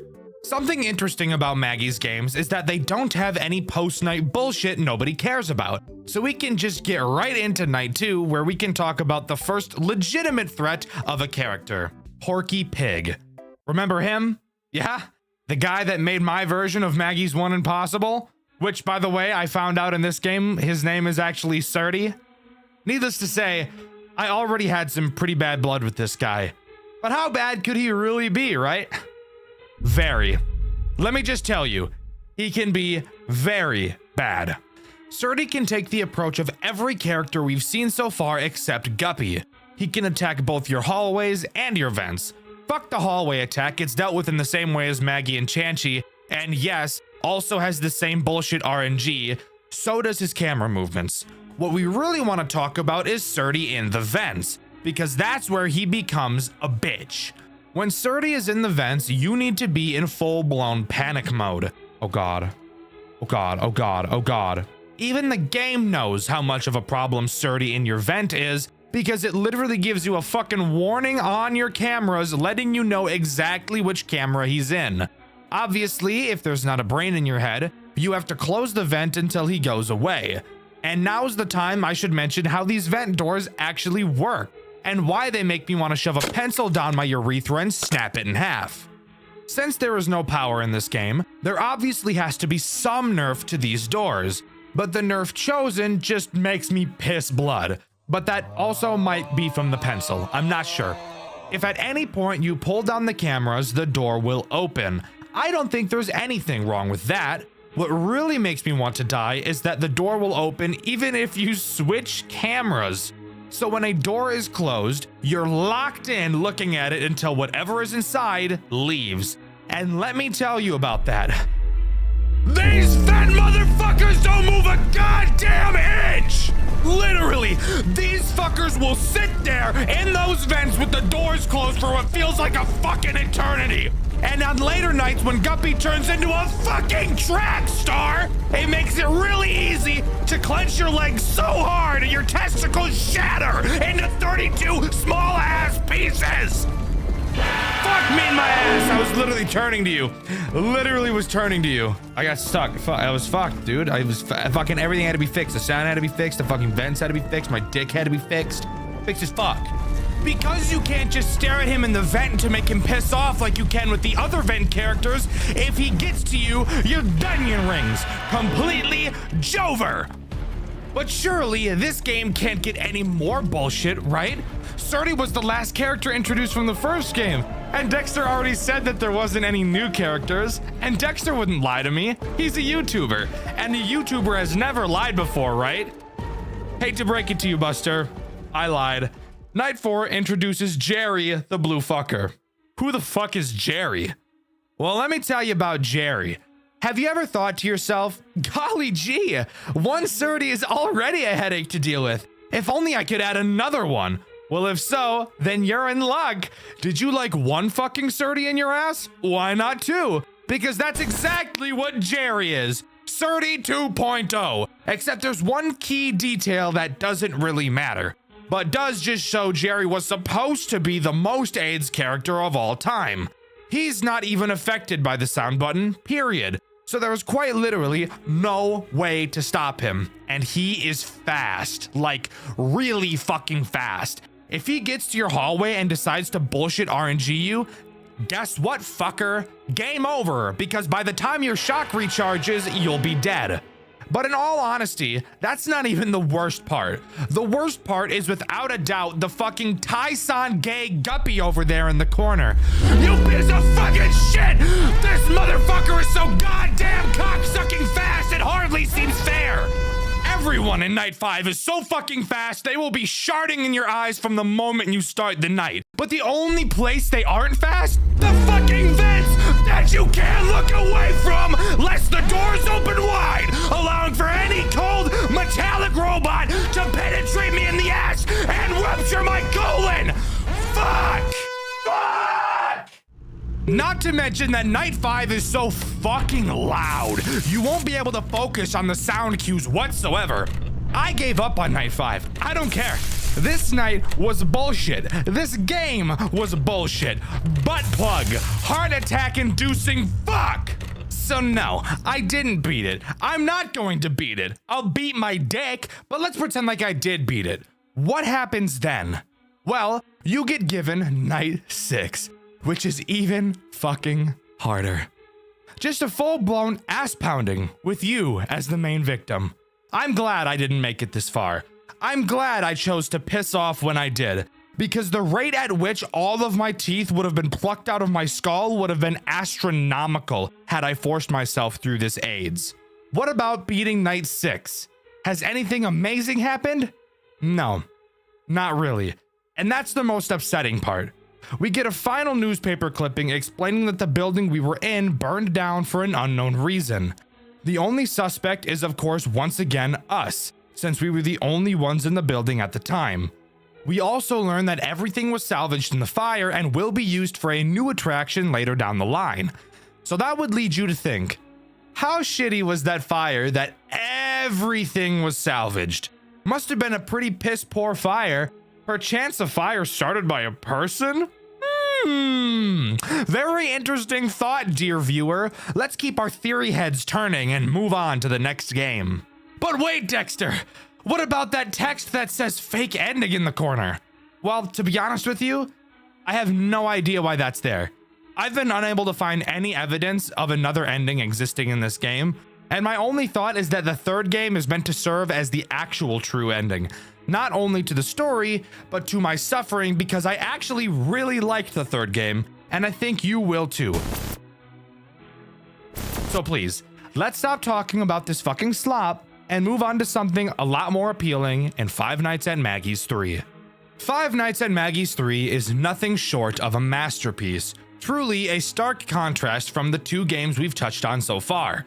I was honestly incredibly surprised by the amazing step up in quality that this game brought to the table, not only in terms of story, but also in terms of graphics and most importantly to me, game mechanics. To start, Maggie's 3 opens to a repair minigame. We're tasked with charging up Maggie. We have to open up her chest, snip some wires, and charge them up. Seems simple enough. You'll notice during this minigame that you're able to turn around to see a dark void of a room behind you that you can flash with your light. But you'll also find that nothing is ever there. After charging up Maggie, we're shown 7 rectangles. One of them fizzles out, symbolizing what I can only assume to be the souls of some dead children, even though child murder hasn't even been mentioned in this series so far. But we're not done yet. We're tossed into a minigame directly after this. A man covered in blood walks into a room, explains he needs to hide again, saying he's trapped here and he won't go anywhere. Not knowing who he is, we're thrown into Night 1. Night 1 actually only introduces one threat, that being Lolo, a new character. But before we can start talking about characters, we need to talk about this office and the tools at our disposal. We have 2 doors. Finally, something we can be familiar with. These work the exact way you'd expect them to, so nothing weird there. Of course, we have our cameras, but you might notice something a little bit different about them. There are 3 menus to surf through on your monitor, and only one of them are your typical cameras. The other menus are your main vent and your breakers. The main vent allows you to look at and shine the main vent, and the breakers allow you to remotely turn off the power to the entire building and specific cameras. But we'll talk about why those are important later. The final interesting mechanic is the vent door button on one of your cameras, but that will become important once we talk about 2 certain rascals later in this video. For now, we have to talk about Lolo. Lolo is as simple as a character can get. He is this game's Bonnie. He will move through the cameras and approach your right door. When he's there, simply close the door until you hear him leave, and bada bing bada boom, that cycle will repeat. Again, it's Night 1, I don't think you expected anything crazy. Now we can talk about the post-Night 2 repair minigame. This time having to repair Bob. Side note, every character in this game aside from 2 are brand new. Same formula as the last minigame, except this time there's actually something in that darkness behind you. Surdy. But this time, it's just his endoskeleton. No mom skin. Your mom specifically. Get it? Because she's a pig? Oink. He will slowly try to creep up on you to kill you. Whenever you hear him, simply turn around and hold your light on him to make him go back. He's very slow these first few nights, but trust me, these minigames can get a little out of control on later nights. After completing the minigame, another rectangle fades away and we get another 8-bit cutscene. This time we see 2 men. One of them goes to make coffee while the other sits to read the newspaper. He begins to read about a serial killer dubbed the Frankenstein. Hearing that name makes the man at the counter freeze. He knows something. After 8 years of silence, the serial killer has re-emerged, taking the life of a 16-year-old boy. The body was found in the John McAdams warehouse, the same building that Five Nights at Maggie's 2 took place in. The man reading the newspaper, named Steve, mentions he thought John himself was the killer, but thinks that it could maybe be his son Henry, who had apparently been missing. He mentions Henry killed someone, but before he can get out exactly who he killed, the man at the counter, named Aaron, asks him to leave. After Steve leaves, Aaron goes over to the table to look at the newspaper, mentioning how he didn't stop and that this isn't over, not mentioning who he actually is. And with that, we go right into Night 2. Night 2 introduces 4 new animatronics. However, it's actually really only 3, and I will obviously be explaining why, since I'd be a pretty shitty reviewer if I didn't. To start, let's talk about Rolf. A very stupid name, by the way. Rolling on the floor laughing ass animatronic. Damn, he got a dick on him though, look at that! Rolf is the first character to take advantage of your main vent camera. You will be able to hear him enter it. Thank God for sound cues, they're honestly probably my favorite part of FNAF games at this point. When you hear him in the vent, simply go to it and hold your light on him until he goes away. Very simple character with a very simple mechanic, but in my opinion, the simple mechanics are the best mechanics, because it allows for your whole roster to not feel completely unfair while dealing with all of them. The next character introduced is Bob the Pig. He works the exact same way as Lolo, except he attacks your left door instead of your right. Really nothing else super interesting to note for this character, just this game's Chica. The other two characters introduced on this night are Esther and Lester. These two animatronics always stay together, which is why I say they're really just one animatronic. They take advantage of the other vent that you can't see on camera 7. Once again, they make a sound cue when they're trying to enter the Cam 7 vent. All you have to do is close the vent on that camera and they will quickly go back to their stage. Again, incredibly easy characters to deal with, but from my personal experience, were the easiest to miss. Night 2's post-night repair minigame has us fixing up Lolo. Nothing special. But I do want to talk about the cutscene that Night 2 brings. Two siblings named Henry and Stacy stop outside of a Maggie's location. Yes, this is the Henry that was mentioned in last night's cutscene. They had a conversation about their mom who died after Stacy was born. It's revealed that their dad works a lot, but we're not told what. It's also hinted that their dad doesn't love Henry in the same way that he loves Stacy. Night 3 introduces the first real, honest threat I think this game has. That being this funny-looking green fellow. You want to take a guess at what his name is? If you said Chomper, you'd be completely fucking wrong because his name is Cracky. Excuse me? Cracky? What a fucked up name. I don't actually know literally any of these characters' names. I know Maggie and I guess Bob now. I'm gonna guess this is Crackle. Fucking on Crackle. I know, I'm hilarious. What can I say? This is what I do for a living. I play Five Nights at Freddy's for a living. For a job. This is my job. Isn't that weird? That's fucking weird. But whatever. Why do I feel this guy is actually a threat? Well, that's because he is this game's first integration of a watch me on the camera mechanic. A mechanic that, if you're familiar with my channel, you know I'm not a huge fan of. You cannot allow Cracky to leave the stage or you will be split open like a double wide surprise. That is fucked, by the way. This looks so fucked. Obviously, all you have to do is stare him down on the cameras, which is not very challenging. But because of a certain character we'll talk about later, Cracky will very quickly become a big problem that you will probably forget about. I want to use this time to talk about the power situation in this game. Being the first in the series to actually use power, I was a bit nervous this would be another SCP endurance case where you have absolutely no power throughout the entire game. But to my surprise, it was actually the complete opposite. You actually have a ridiculous amount of power in this game. So much so that for the first few nights, I had the cameras up the entire night, while also closing the Cam 7 vent the entire time as well, and still completed the night with a decent amount of power remaining. You do not have to think about power conservation in this game, which I really appreciate. Night 3's post-night repair minigame has us repair Cracky, and it's on this night that Surdy really starts to get quick. So this is probably the point of these segments where they will start to take a long time to complete. The cutscene that plays after this segment is one of the most disturbing I've seen since Five Nights at Candy's 3. Stacy and her dad are in the dark talking to one another. Stacy mentions how scared she is. Her dad gives her a sleeping pill, explaining that after she wakes up, she'll feel better than she ever has before in a brand new body. After Stacy falls asleep, a shock lights up the room, revealing that Stacy had been electrocuted to death. Attempting to cement her soul inside of one of the machines, his experiment fails, and he's left to cry alone inside of the room with his daughter's corpse. This is easily one of the most disturbing things I've ever seen come out of a FNAF game. Not because of what we directly see, but because of the idea of what John did to his own flesh and blood. Five Nights at Maggie shows proof that you can tell stories about incredibly horrendous things in an interesting and not overtly edgy way.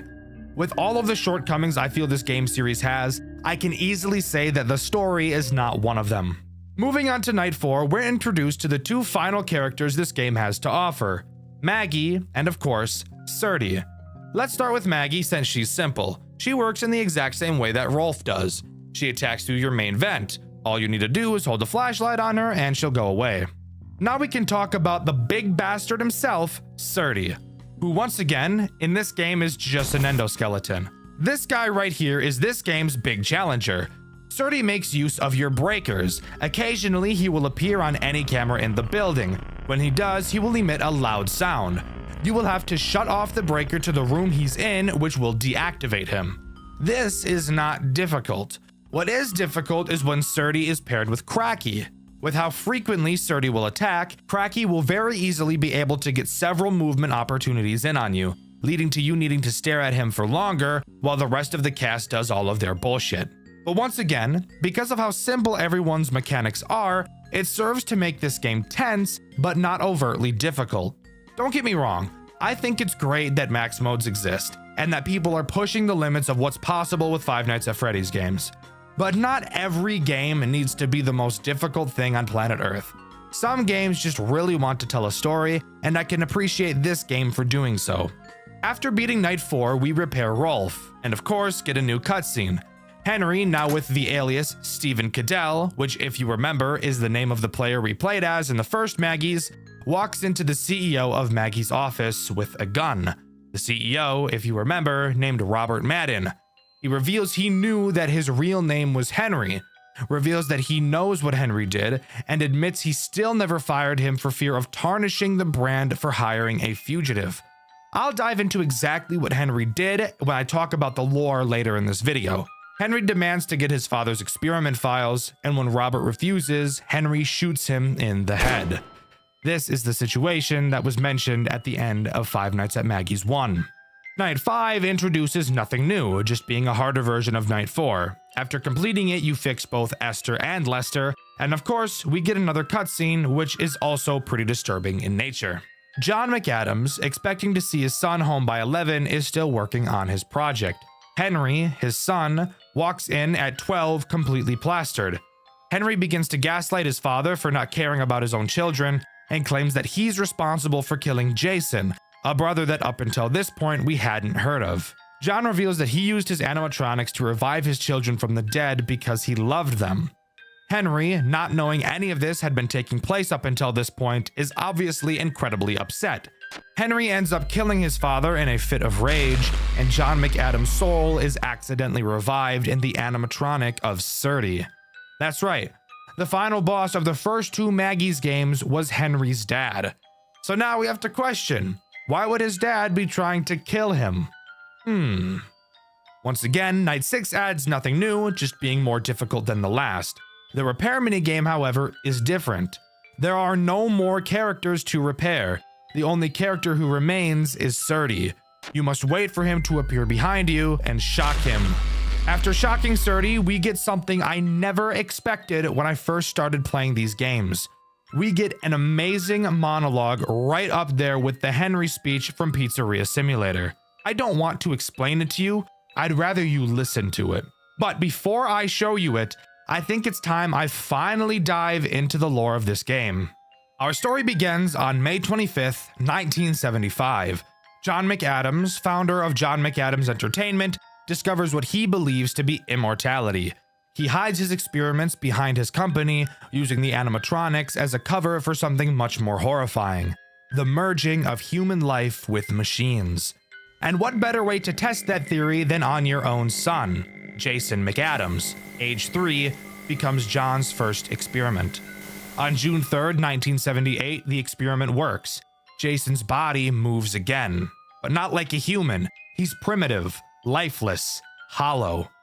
John calls him a success, a prototype, the first step towards eternal life. But it's not enough. John continues his work, kidnapping orphans, experimenting on them, filling his creations with broken souls. The police start investigating, but John's too careful and nothing sticks. Everything he's done stays buried until tragedy strikes his own family. On June 2nd, 1981, John's daughter Stacy is hit by a car after chasing a balloon into the street. She's brought back to her father, barely alive, and John sees another chance. He tries to revive her using the same process that brought Jason back. It fails, and what's left of Stacy dies in his arms. In Five Nights at Maggie's 1, you can actually hear John crying during one of the tapes. That is this moment. A year later, everything falls apart. On August 26, 1982, John's last surviving son, Henry, comes home drunk, furious, covered in stains, and done with his father's bullshit. He accuses John of killing his siblings, of caring more about his machines than his family, and for once, he's right. John tries to justify it, saying he only wanted to bring them back, that he did this because he loved them, but Henry heard enough. He kills his father right then and there, but death doesn't stick in this family, because the next day, John wakes up again inside the Surdy animatronic. His experiment worked, but at the cost of his own humanity. The man who wanted immortality finally got it, but in the most twisted way imaginable. Years pass, and Henry goes into hiding under a new name, Stephen Cadell. On May 3rd, 1985, he takes a job at Maggie's Magical World as a night guard, seemingly just looking for cash.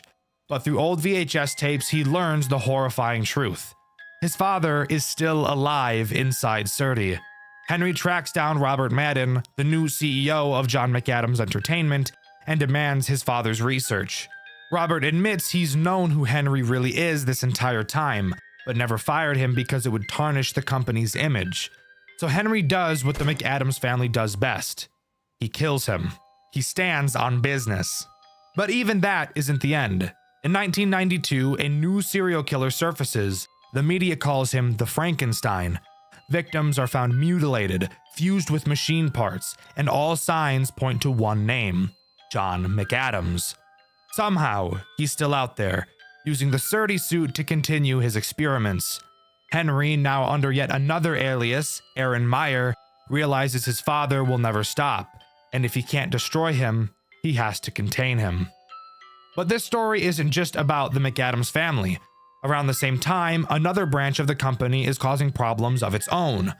Back in 1980, two men were hired to perform as Springlock entertainers at a restaurant called Surdy and Jerry's. They were taught how to use the suits by Daniel Gennaro, the son of the restaurant's founder, Manuel Gennaro. When Manuel died, Daniel took over and rebranded the place into Guppy's Magical World, adding new characters like Cracky and Guppy. Everything was fine until 1988, when both performers suffered Springlock failures live on stage. One jumped off mid-performance, the other tried to save him, and both ended up crushed inside their suits. They die instantly, only to possess the animatronics they performed in. Daniel, being the charming piece of shit he is, mocks their death, saying the only real problem the company would ever have is if kids went missing. And sure enough, soon after, they do. Surdy and Jerry, now possessed, start killing children, souls that would later inhabit Maggie, Lola, and Chanchy in the first two games. Eventually, in 1990, a sister location called Maggie's Magical World opens and the pattern repeats. More kids vanish, and an investigator, our playable character, takes a job trying to uncover the truth. Each night, we explore a different location, finding drawings, blueprints, newspaper clippings, everything pointing towards what's really been happening behind the scenes. By night 4, we find a hidden room behind the show stage. It's filled with evidence and notes from a previous investigator, the same one who went missing. When we report everything to our boss, he fires us, calls us crazy, and closes the case. So we leak the evidence online, the internet takes over, and the investigation reopens, exposing both Maggie's and Guppy's for what they really were. It's later revealed that everything we did, everything we learned, was told to us by Surdy himself. He's old, broken, but aware. A robot reflecting on his past life, telling us how everything fell apart. It's one of the most haunting story choices in any Five Nights at Freddy's game I've ever seen. But it's not just about what happened, it's about who's left to remember it. Decades pass. It's now May 10th, 2021. Henry McAdams returns one final time to the same company that destroyed his family, but this time, he's not there to work. He's there to end everything. Having studied his father's research, Henry manipulates Surdy's systems to lock his father's soul inside of the metal shell permanently. No voice, no movement, no escape. After nearly half a century of murder, obsession, and tragedy, John McAdams is finally forced to face eternity, the very thing he was chasing all along. And that's what makes this story so fascinating. Five Nights at Maggie's isn't just another FNAF clone. It's a full-blown tragedy about legacy, obsession, and consequence. A father chasing immortality, a son chasing redemption, and both of them becoming monsters in the process. It's poetic, it's grim, and for a fan game, it's shockingly well told. John McAdams may have discovered immortality, but in the end, he lost everything that made him human. And Henry, he may have stopped his father, but he had to become just like him to do it. So, before we listen to that final monologue, just remember this. No one in this story found eternal life. They just found eternal suffering. 19 years. 19 years trying to stop you. 19 years studying your findings. Your horrible experiments. The immortality you were seeking all this time. And I did it. I made it work. Let me tell you, I was about to give up. But you made a bad choice to try it one last time. Lester Arias. That death. That was the last straw. That's how I knew that you were not going to stop. Not even in that body. I've been studying your blueprints and analyzing your tapes for longer than I can remember. And let me tell you, you made quite a few mistakes. Yes, you did achieve immortality with full consciousness in your body. But still, your movements were limited. Being sensitive to light, to sound. I thought John McAdams was smarter than that. Don't worry. Your son, the failure, the disgrace to the family, fixed all those problems for you and finally made it work. Or something like that. You see, I didn't want the kids to be in those bodies. They deserved a better life. They deserved a normal childhood. Play with kids their age, go to school, and socialize like normal human beings. You took that away from them a long time ago. They deserved to rest, once and for all. Jason and Stacy. They are resting from the hell you put them through. All of them, finally free. But for you, I had a very special plan. I didn't know if I should show all the things you've done to the world. On one hand, it would have brought peace to the people who were still terrified of the dreaded Frankenstein. But I decided to keep your reputation intact. You are still the great John McAdams. To some extent. Most people have forgotten you after the company went under a couple of years ago. I knew that if I brought this to light, your name would make a comeback, and I didn't want to give you the pleasure.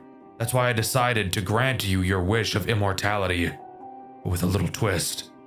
I wanted to make sure you feel the hell that you put Jason, Stacy, and all the other kids through. So, I added a few changes. You won't be able to speak. You won't be able to move. You will have no control over your body. You will still see, feel, and hear everything. You will live for eternity inside that machine with nothing more to do but see how your work, your name, and your wish of being remembered like some kind of god vanishes like the figments of some bad dream. You won't rest. You will suffer for eternity. It's time you pay for your sins, John.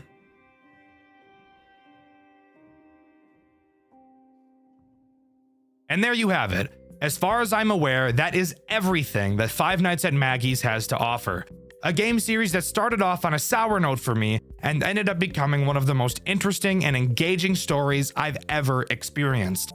I'd highly recommend you give the third game a try, as it is actually a very enjoyable game. The jump in quality between these games is astonishing, and it's so clear that the developer poured everything they had into it, and that's something I can totally appreciate. But let me know what you think. Do you agree with me, or do you think that this series was actually complete perfection the entire way through? Let me know in the comments below. In my SCP Endurance video, I asked you guys who your favorite SCP was and why. My favorite comment was this one by Maincrack. They said SCP-001, and I agree. Honestly, one of the coolest SCPs ever designed, and of course, an absolute classic. The question of this video is, what FNAF series do you want to see me cover next, and why? With the question of the video being asked, subscribe to the channel, I'd appreciate it a lot. Thank you to all of my superfan channel members. You mean the world to me. I've been Dexter, and I'll see you guys in the next video. See ya!